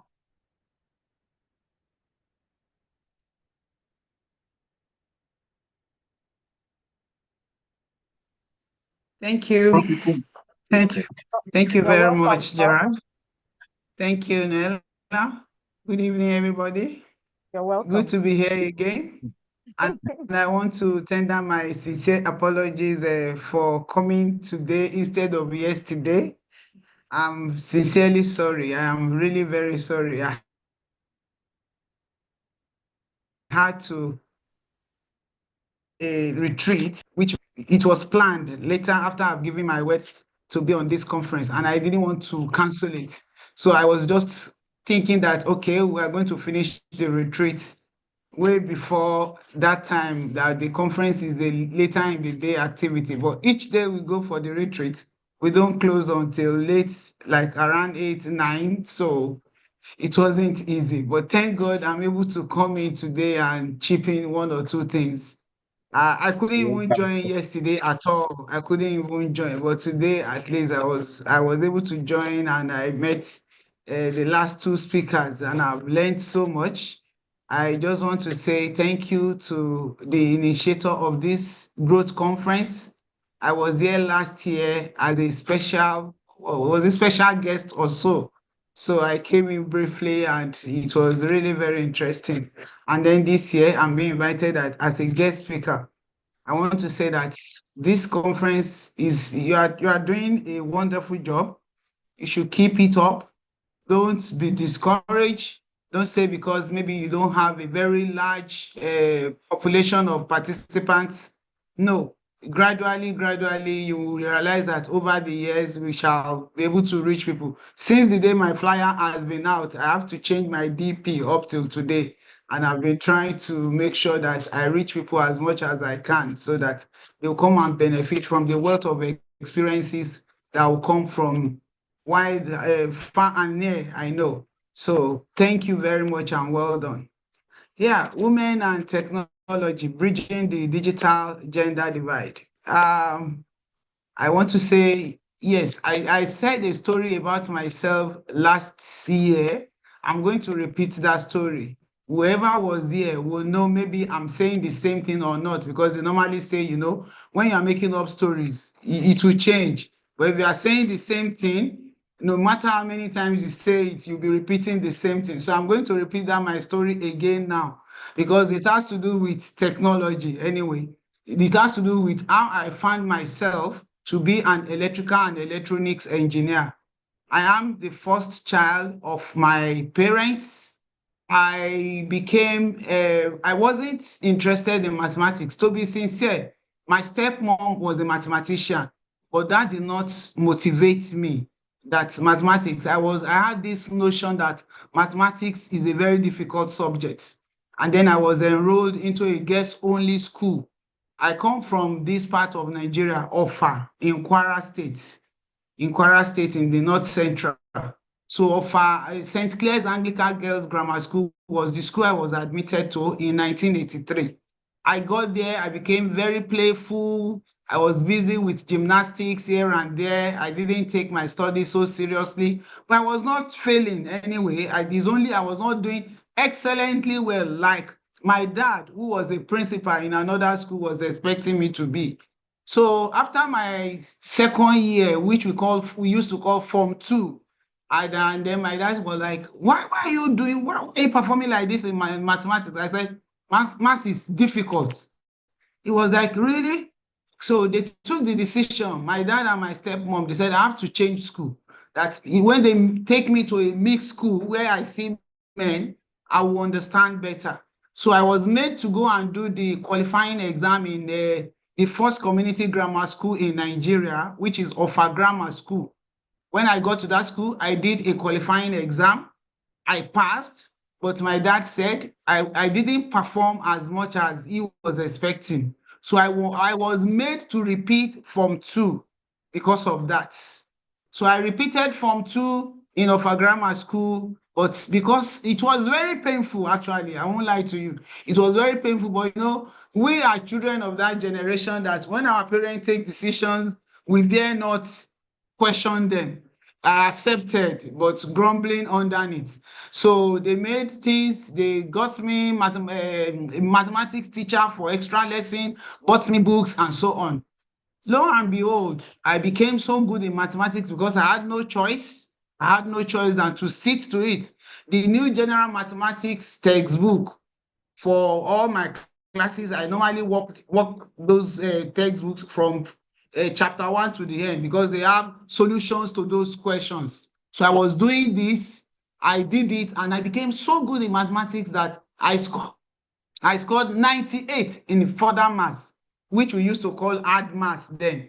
So, but you know, what this did to me was that I did not only repeat, I was caught up with what we call 6334.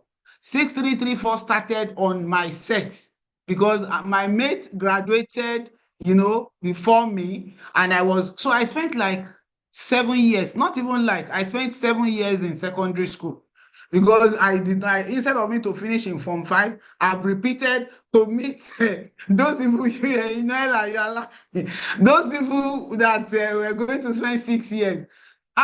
When I look back, I thank God that my parents took that decision and they were very strict with me. Because honestly, when I look back and I see some of my mates, I give thanks to God. The sacrifice then was very painful, but it paid off eventually. Because by the time I was going to the university, you know, what they normally want is when you are good, all you have to go for is medicine. It's either you are a medical doctor and nothing more.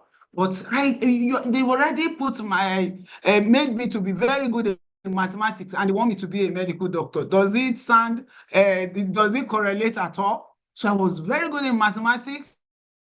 I didn't know biology was not my friend. So medicine is no-go area. So we had to reach a balance with my dad. So now I'm good in maths. The course that maths is very useful in is engineering. So he accepted. He said, okay, you can go. See, this is how I found myself in engineering. And I came in and it became, you know, easy. And that's how I've been there. But what I have realized is that in technology, women, we are many in this, we are many in terms of population. And because our population, we are many, you cannot say that women should be sidelined when it comes to technology. Technology, in the real sense of it, is application of science to innovate and make life more easier for human beings. So we cannot limit this to only men because we are both enjoying those this technology we are talking about. There was this, I carried out a research that said by 2020, what was it? Is it 2020, 30? That we are going to have more tech openings, that there will be more tech openings, opportunities for people to apply into. And so that what we are now saying is that if you don't have women in those areas, they will be left behind. They will be left behind because they will not be able to compete with their colleagues who are male. Well, so we, you know, I've said it, what technology is all about. And then when you go back as far back as 1914, there was this woman, Florence Papat, who invented electric fridge, which solved the age-long problem of food preservation. She was a woman. She was a woman who did that. If she didn't do it, perhaps we wouldn't have means of preserving our food and other stuff that we do up till today. She thought outside the box and invented solutions to solve those problems as a woman then. When people hear about technology and innovation, they always think about this long-time conditioning that are prone to only cars, machineries, computers, and so on. Technology is not about that only. Even in your home, the way you apply technology is something. Even as a teacher, the application of technology will make your work easier. It will also make teaching and learning to take place for your students. We talk about blended learning and all those stuff. When you don't use technology, that means if you just go analog, that means you will not be able to deliver in terms of the pedagogical stuff that you're expected of. So there are often technology and innovation don't always have to be complicated. From simple inventions that simplify everyday tasks to laborious ones that are highly technological innovations in automobiles, telecommunications, astronomy, medicine, transportation, computing, and coding. Women have done a lot. Women have done a lot. And today, our topic today is a call to women and men everywhere about the necessity of bridging that digital gap that has been created by gender discrimination throughout the history of human innovations and technological advancements. Another thing that bring about this gender discrimination is stereotypes. We've mentioned other speakers have mentioned stereotypes. With stereotypes, all of us, unknowingly, unconsciously, when I have a girl and I have a boy, when I want to buy them toys, it is natural for us to buy dolls or kitchen set for girls, while we buy Lego that they have to use their head to think about building them for the boys. We are already conditioning those girls that, look, where you will be useful and where you are needed is in the kitchen and in the home. So you don't need to think too much about being creative, about be able to think outside the box. So that stereotype, we have to really work on it, because even me as a woman and somebody, maybe because me, I've gotten this idea and so on from the beginning. I don't do that. I don't discriminate. I leave my children to be able to decide what do you want to be. Not because you're a woman, then you limit what girls can do, or because you're a man, you say no. And then in the home, when you want to give them work to do, you say no. Guys, you go and wash cars. Boys, ladies, girls come to the kitchen to wash plates and cook. Why can't it be vice versa? Because they all need all this. We all need all this. So we have, please, just a minute, please.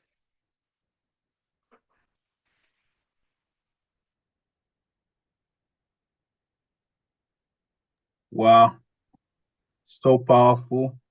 Even as Professor takes a minute, she learns it so clear, saying technology itself is not the hurdle. That's what I'm picking. The stereotypes around technology are the hurdles around this discussion. And there has to be, we have to have a bridging the digital gap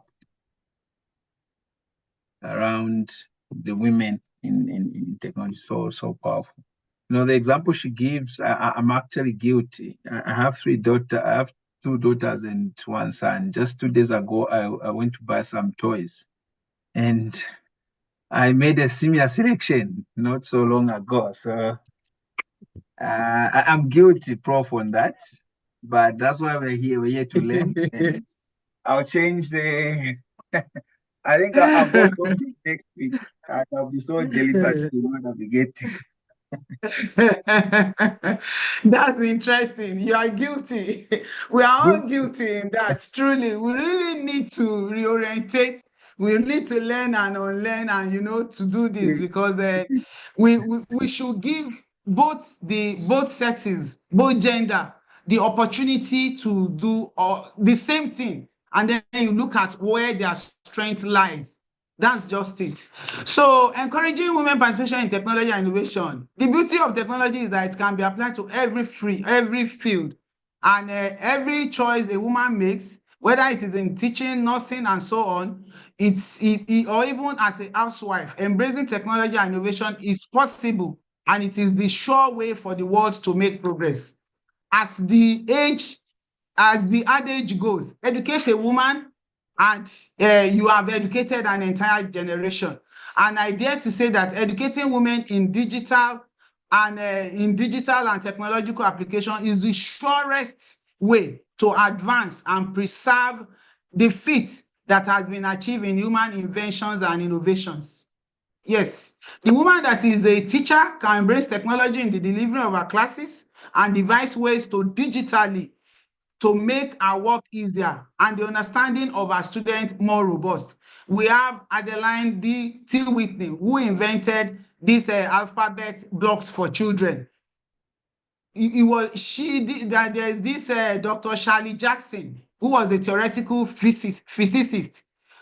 She was the first Black woman to earn a PhD in 1973 at the almighty MIT, Massachusetts Institute of Technology.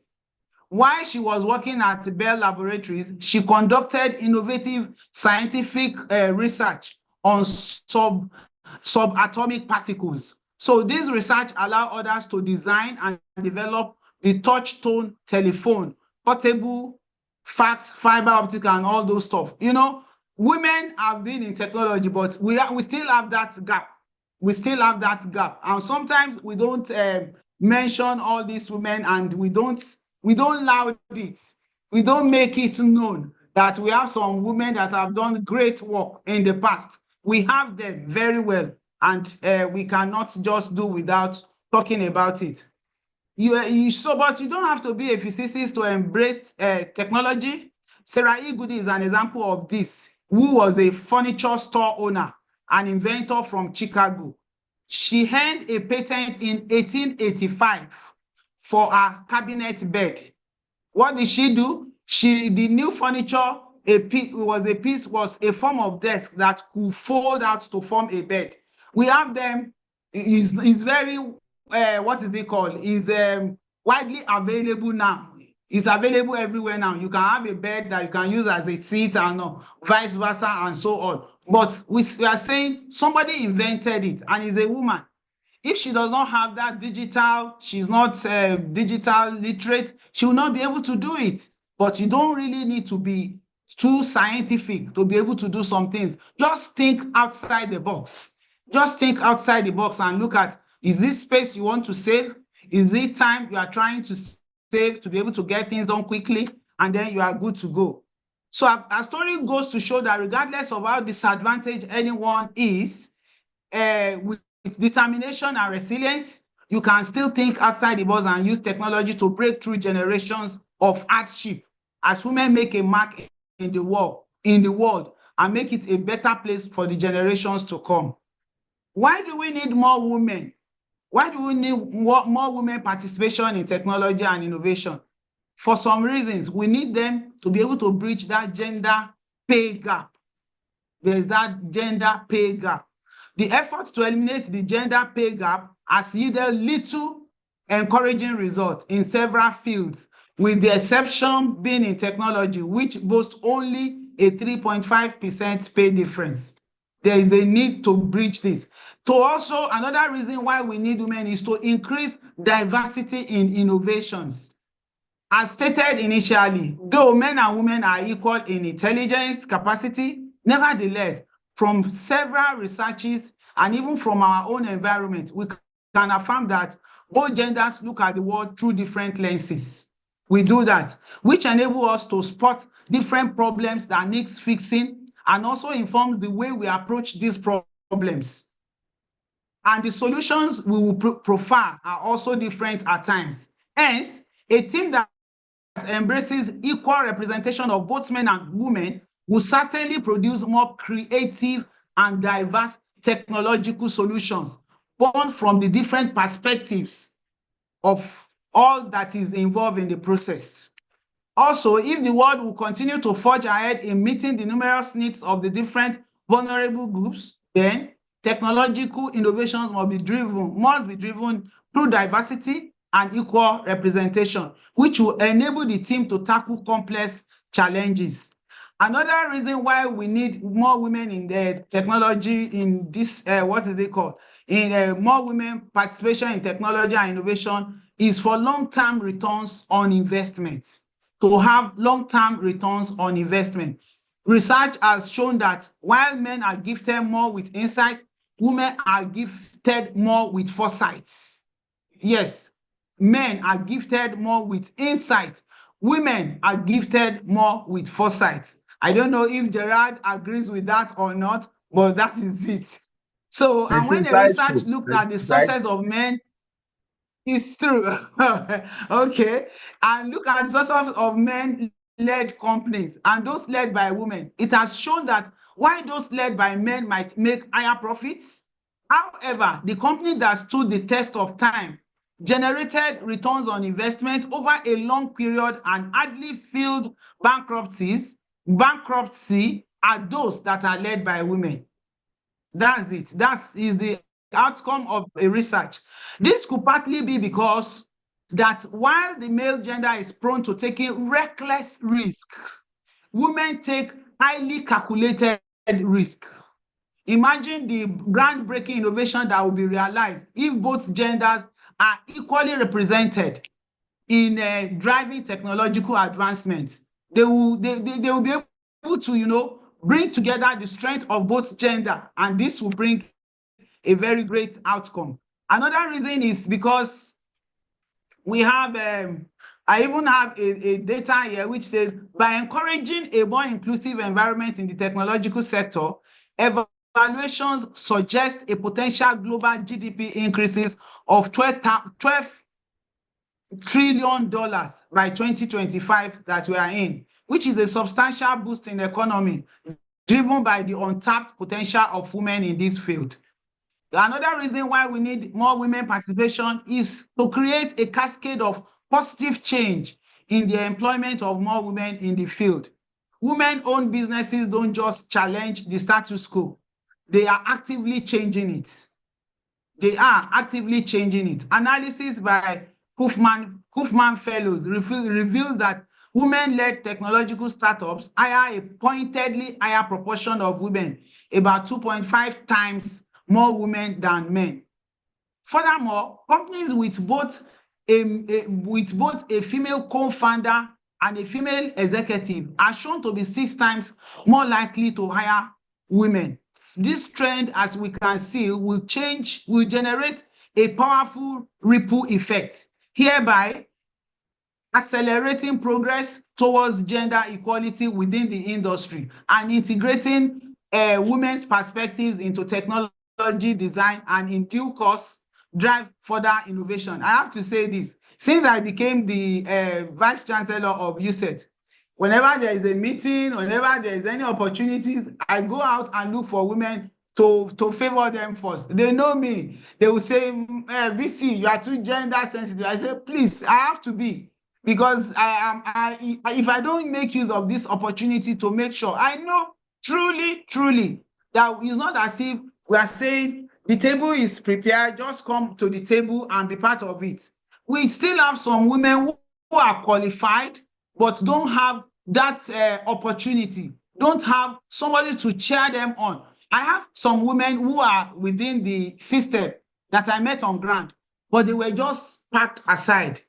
And then, some of them have little children that they are just raising. They have this issue of when they call me, I need to take my child to school, I need to pick up. There was one of them I said, look, you need to look for means of organizing pick-up time. I had the issue also that when I was when my children were growing up, I never used school buses for my children, because I know picking up and dropping time is the time we bond.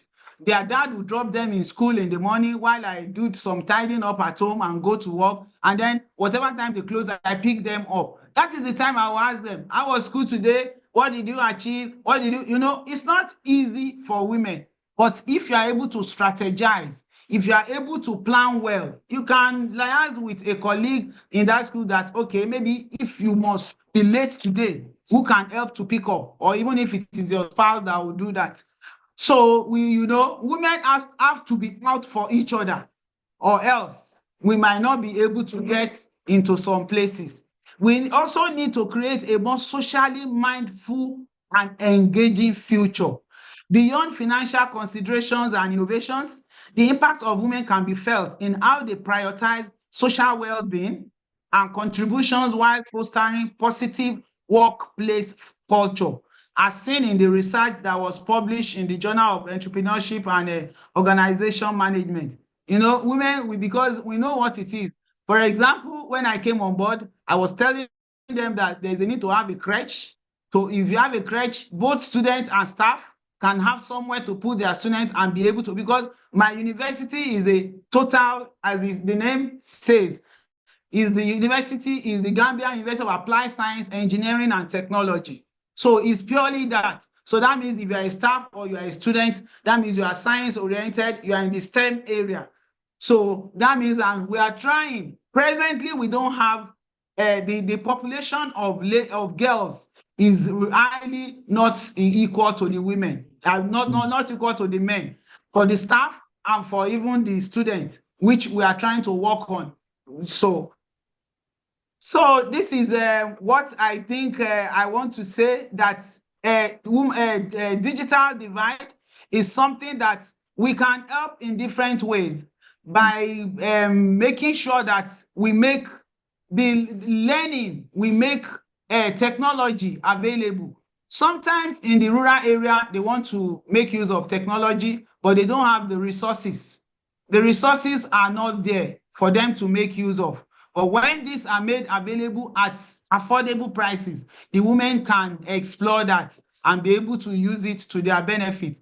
They can be able to use it in their businesses, at home, and everywhere. Because in this age, if you don't have technology implemented at home, it will even make life more difficult. But if you are able to use technology to do so many house chores, it will also make it possible for you to be able to reduce the time you spend at home doing those work, so that you can be able to go out and contribute to the society. I don't want to take too much of your time. I think this is what I have to deliver, to say to this women in technology, the digital divide as it is for today. Thank you very much. Thank you so much, Prof. Your insights are really fantastic. And you know, when you talk about, you can see from the passion you have that you can talk about this over and over and over and over. Right. At this moment in time, please, for those that do have questions, go ahead and type in the questions, and we should be able to respond in the chat. At this moment, if anyone has a question before we go ahead, I would request that please unmute yourself and throw that question to Prof. Okay, mine is to say thank you so much, Prof. First of all, for taking our time. I know it was such a challenge for you to be with us. We kept rescheduling and rescheduling and rescheduling. It was. Thank God. Thank God you made it. Imagine if we had missed this second. We've got so much from you. We've got so much from you. And there's something you said that links back to what Dr. Steve said when Dr. Steve was the first speaker. He said that in his organization, that he's very conscious of women at the meeting. And that when he has a meeting and women don't talk, he has to make them talk. Because he says something like, you could get that there's an elephant in. And that he asks them, I guess you have something to say. Could you just say it? And that's exactly what you did by ensuring that you bring along women you know are qualified, you know, that you said were in your words, packed to one side, you know, before you came. So it's about ensuring that everybody is included, and not just included, you know, people need to feel like they belong. Because it is one thing to say, okay, we've balanced the gender gap, but do they really feel like they belong to? You know, that belongingness is very important. And that is when they don't just come to the table, but they are also meant to participate fully at the table. Thank you so much for what you're doing at the university.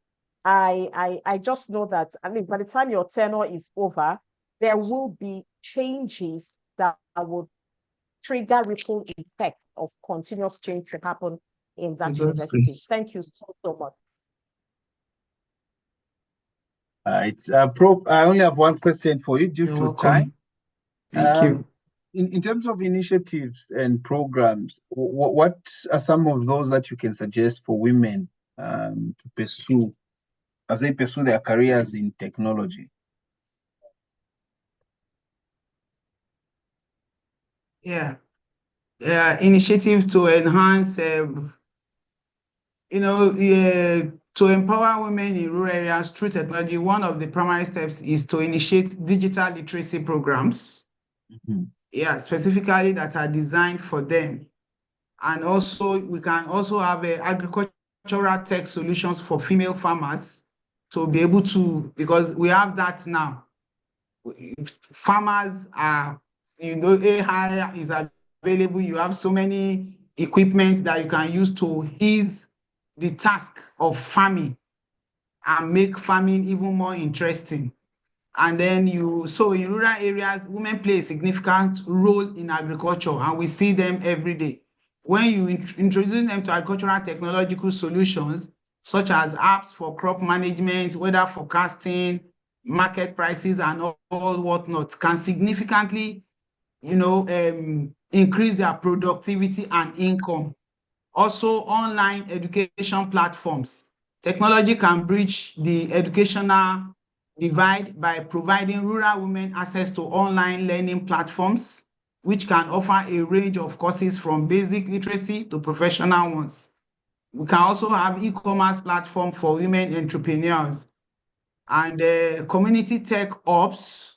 We can establish community tech ops in rural areas, which are equipped with computers, internet access, which can provide women with resources to learn and apply their technological skills.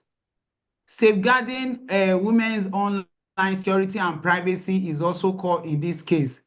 It is very crucial to educate them about this, which includes understanding and managing privacy settings, recognizing online scams and threats that can come about, knowing their digital rights. All these are what we should take into consideration when we are looking at initiatives to enhance digital literacy or for women in rural areas. Awesome. Thank you. From agri-tech to e-commerce to e-learning and just different platforms there. Well, do we have any question in the chat? I can't seem to see any. Otherwise, just check. Clearly, we don't have any. Okay. No, Prof, thank you so much once again for grounding us in a very practical way. You're welcome. And really, I want to promise you that I'll change my shopping list for the toys for my kids this weekend as I go there. Please do. I will appreciate that. Thank you. Someone said they asked Thank a you. question. Gerald, Yes. someone said they asked a question. Virago. Virago, sorry about that. Just want to make sure. What should we do in our spaces to empower other women? Okay, I think she has mentioned some of the initiatives. Virago, I think she has answered the question. Yeah.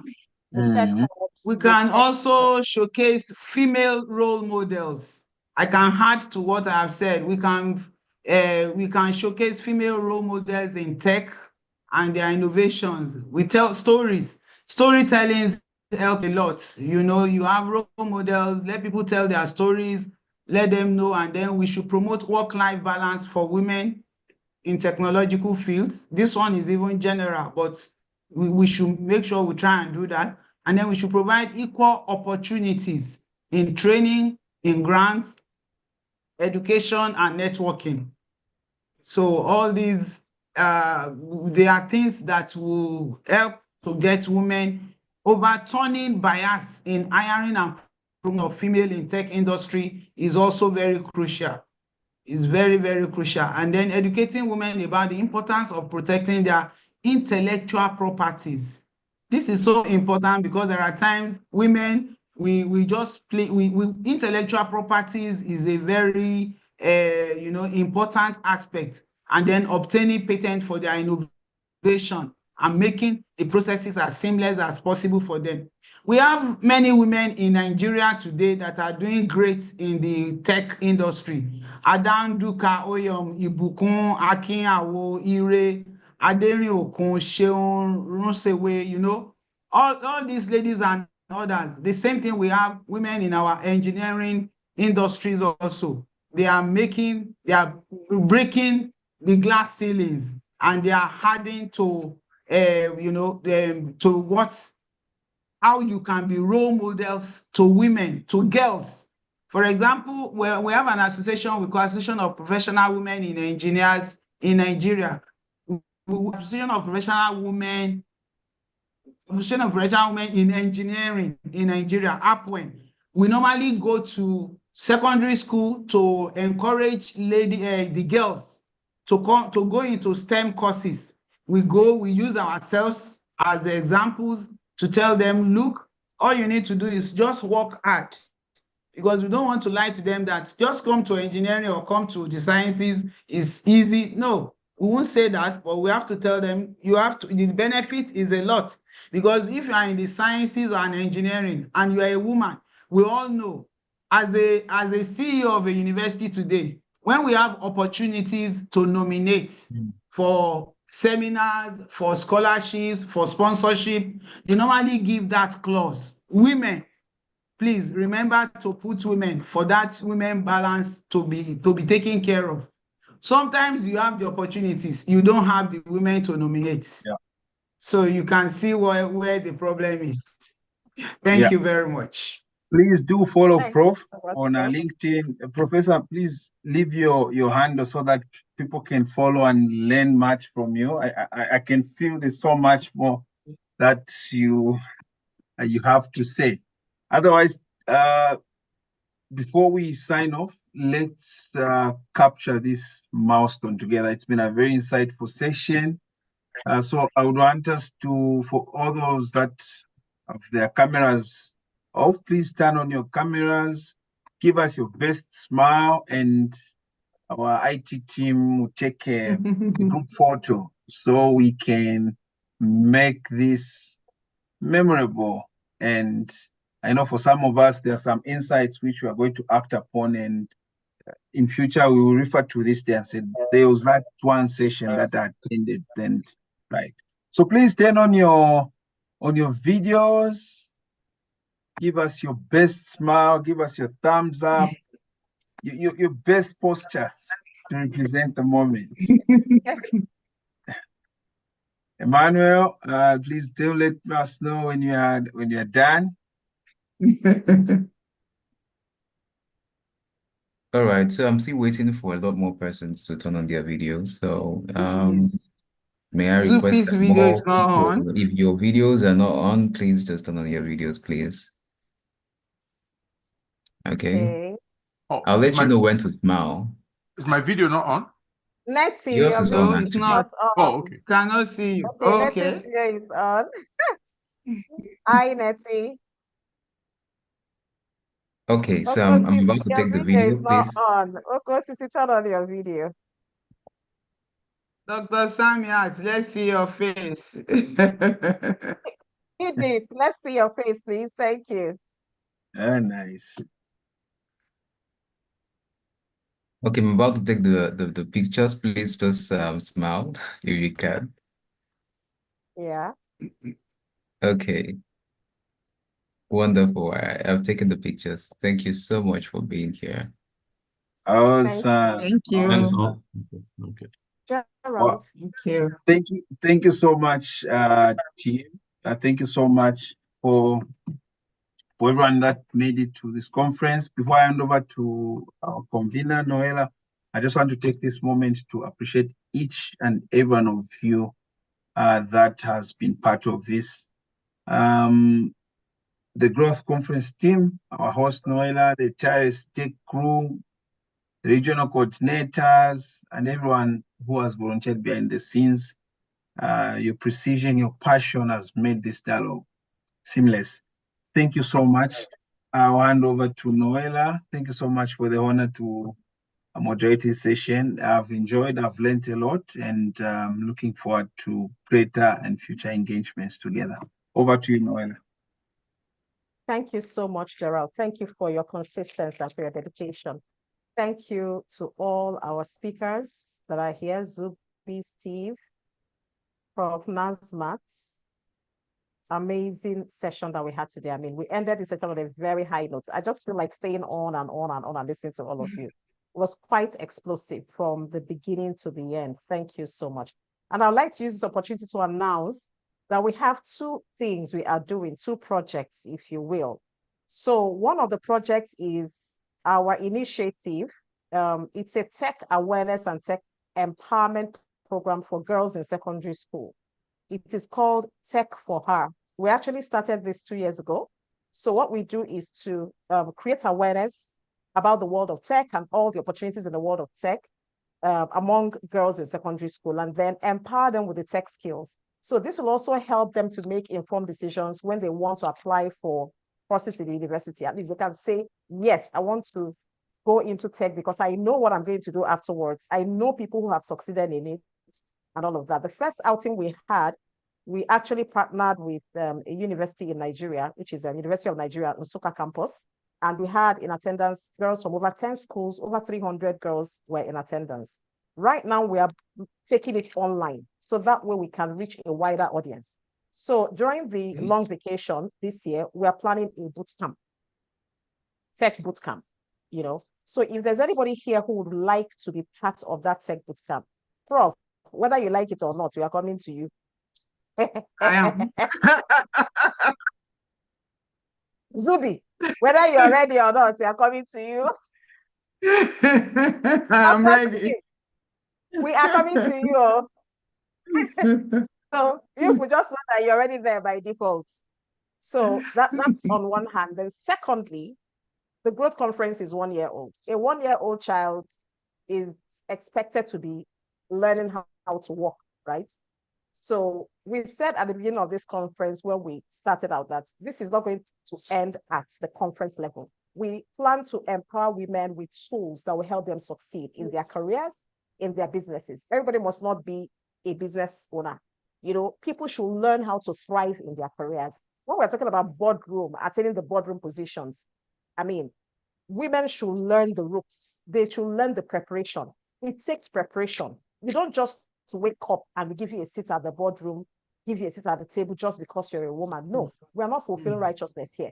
So we are going to roll out what is going to be like a business school, you know, where we can teach women what they need to learn to excel in their careers and to excel in businesses. So when it comes to business, we're going to start from ideation, you know, hand-holding them, or to branding, to marketing and everything. And then when it comes to career, everything in between, everything that will help women to grow, excel, attain that peak of their career in the workplace. So these are the two things we plan to do. So Tech for Her is already on ground, but the business school, we are working on it. We have a team. Okay. So if you'd like to also join the team, because we're talking about learning here.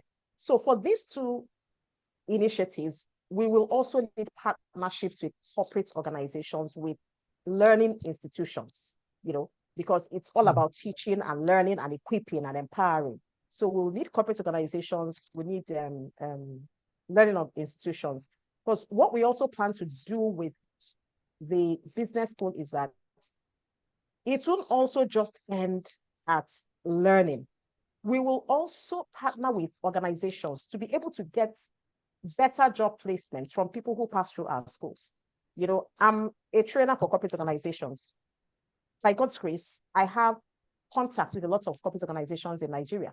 And with what we're doing, we're also creating networks with corporate organizations outside Nigeria. So we should be able to say, this person has graduated from our leadership school and is ripe for any leadership position in an organization. We can beat our chest to say that this person has a hands-on experience and knowledge of what it takes to be a leader and to take her career to the next level. So if you're looking for somebody like this, you can come to us. Even without this training school, organizations call me most of the time to say, Noella, I need somebody to fill up this role, But we are not purely into recruitment. So many times I just direct them to recruitment organizations. But if we can grow our people to say that anybody who passes through this leadership school or through this business school, the person is seasoned, because we're going to partner with industry experts, just like every other business school. It's not just going to be classroom lectures. No, we're going to partner with industry experts. Somebody like Dr. Steve, who is a practitioner,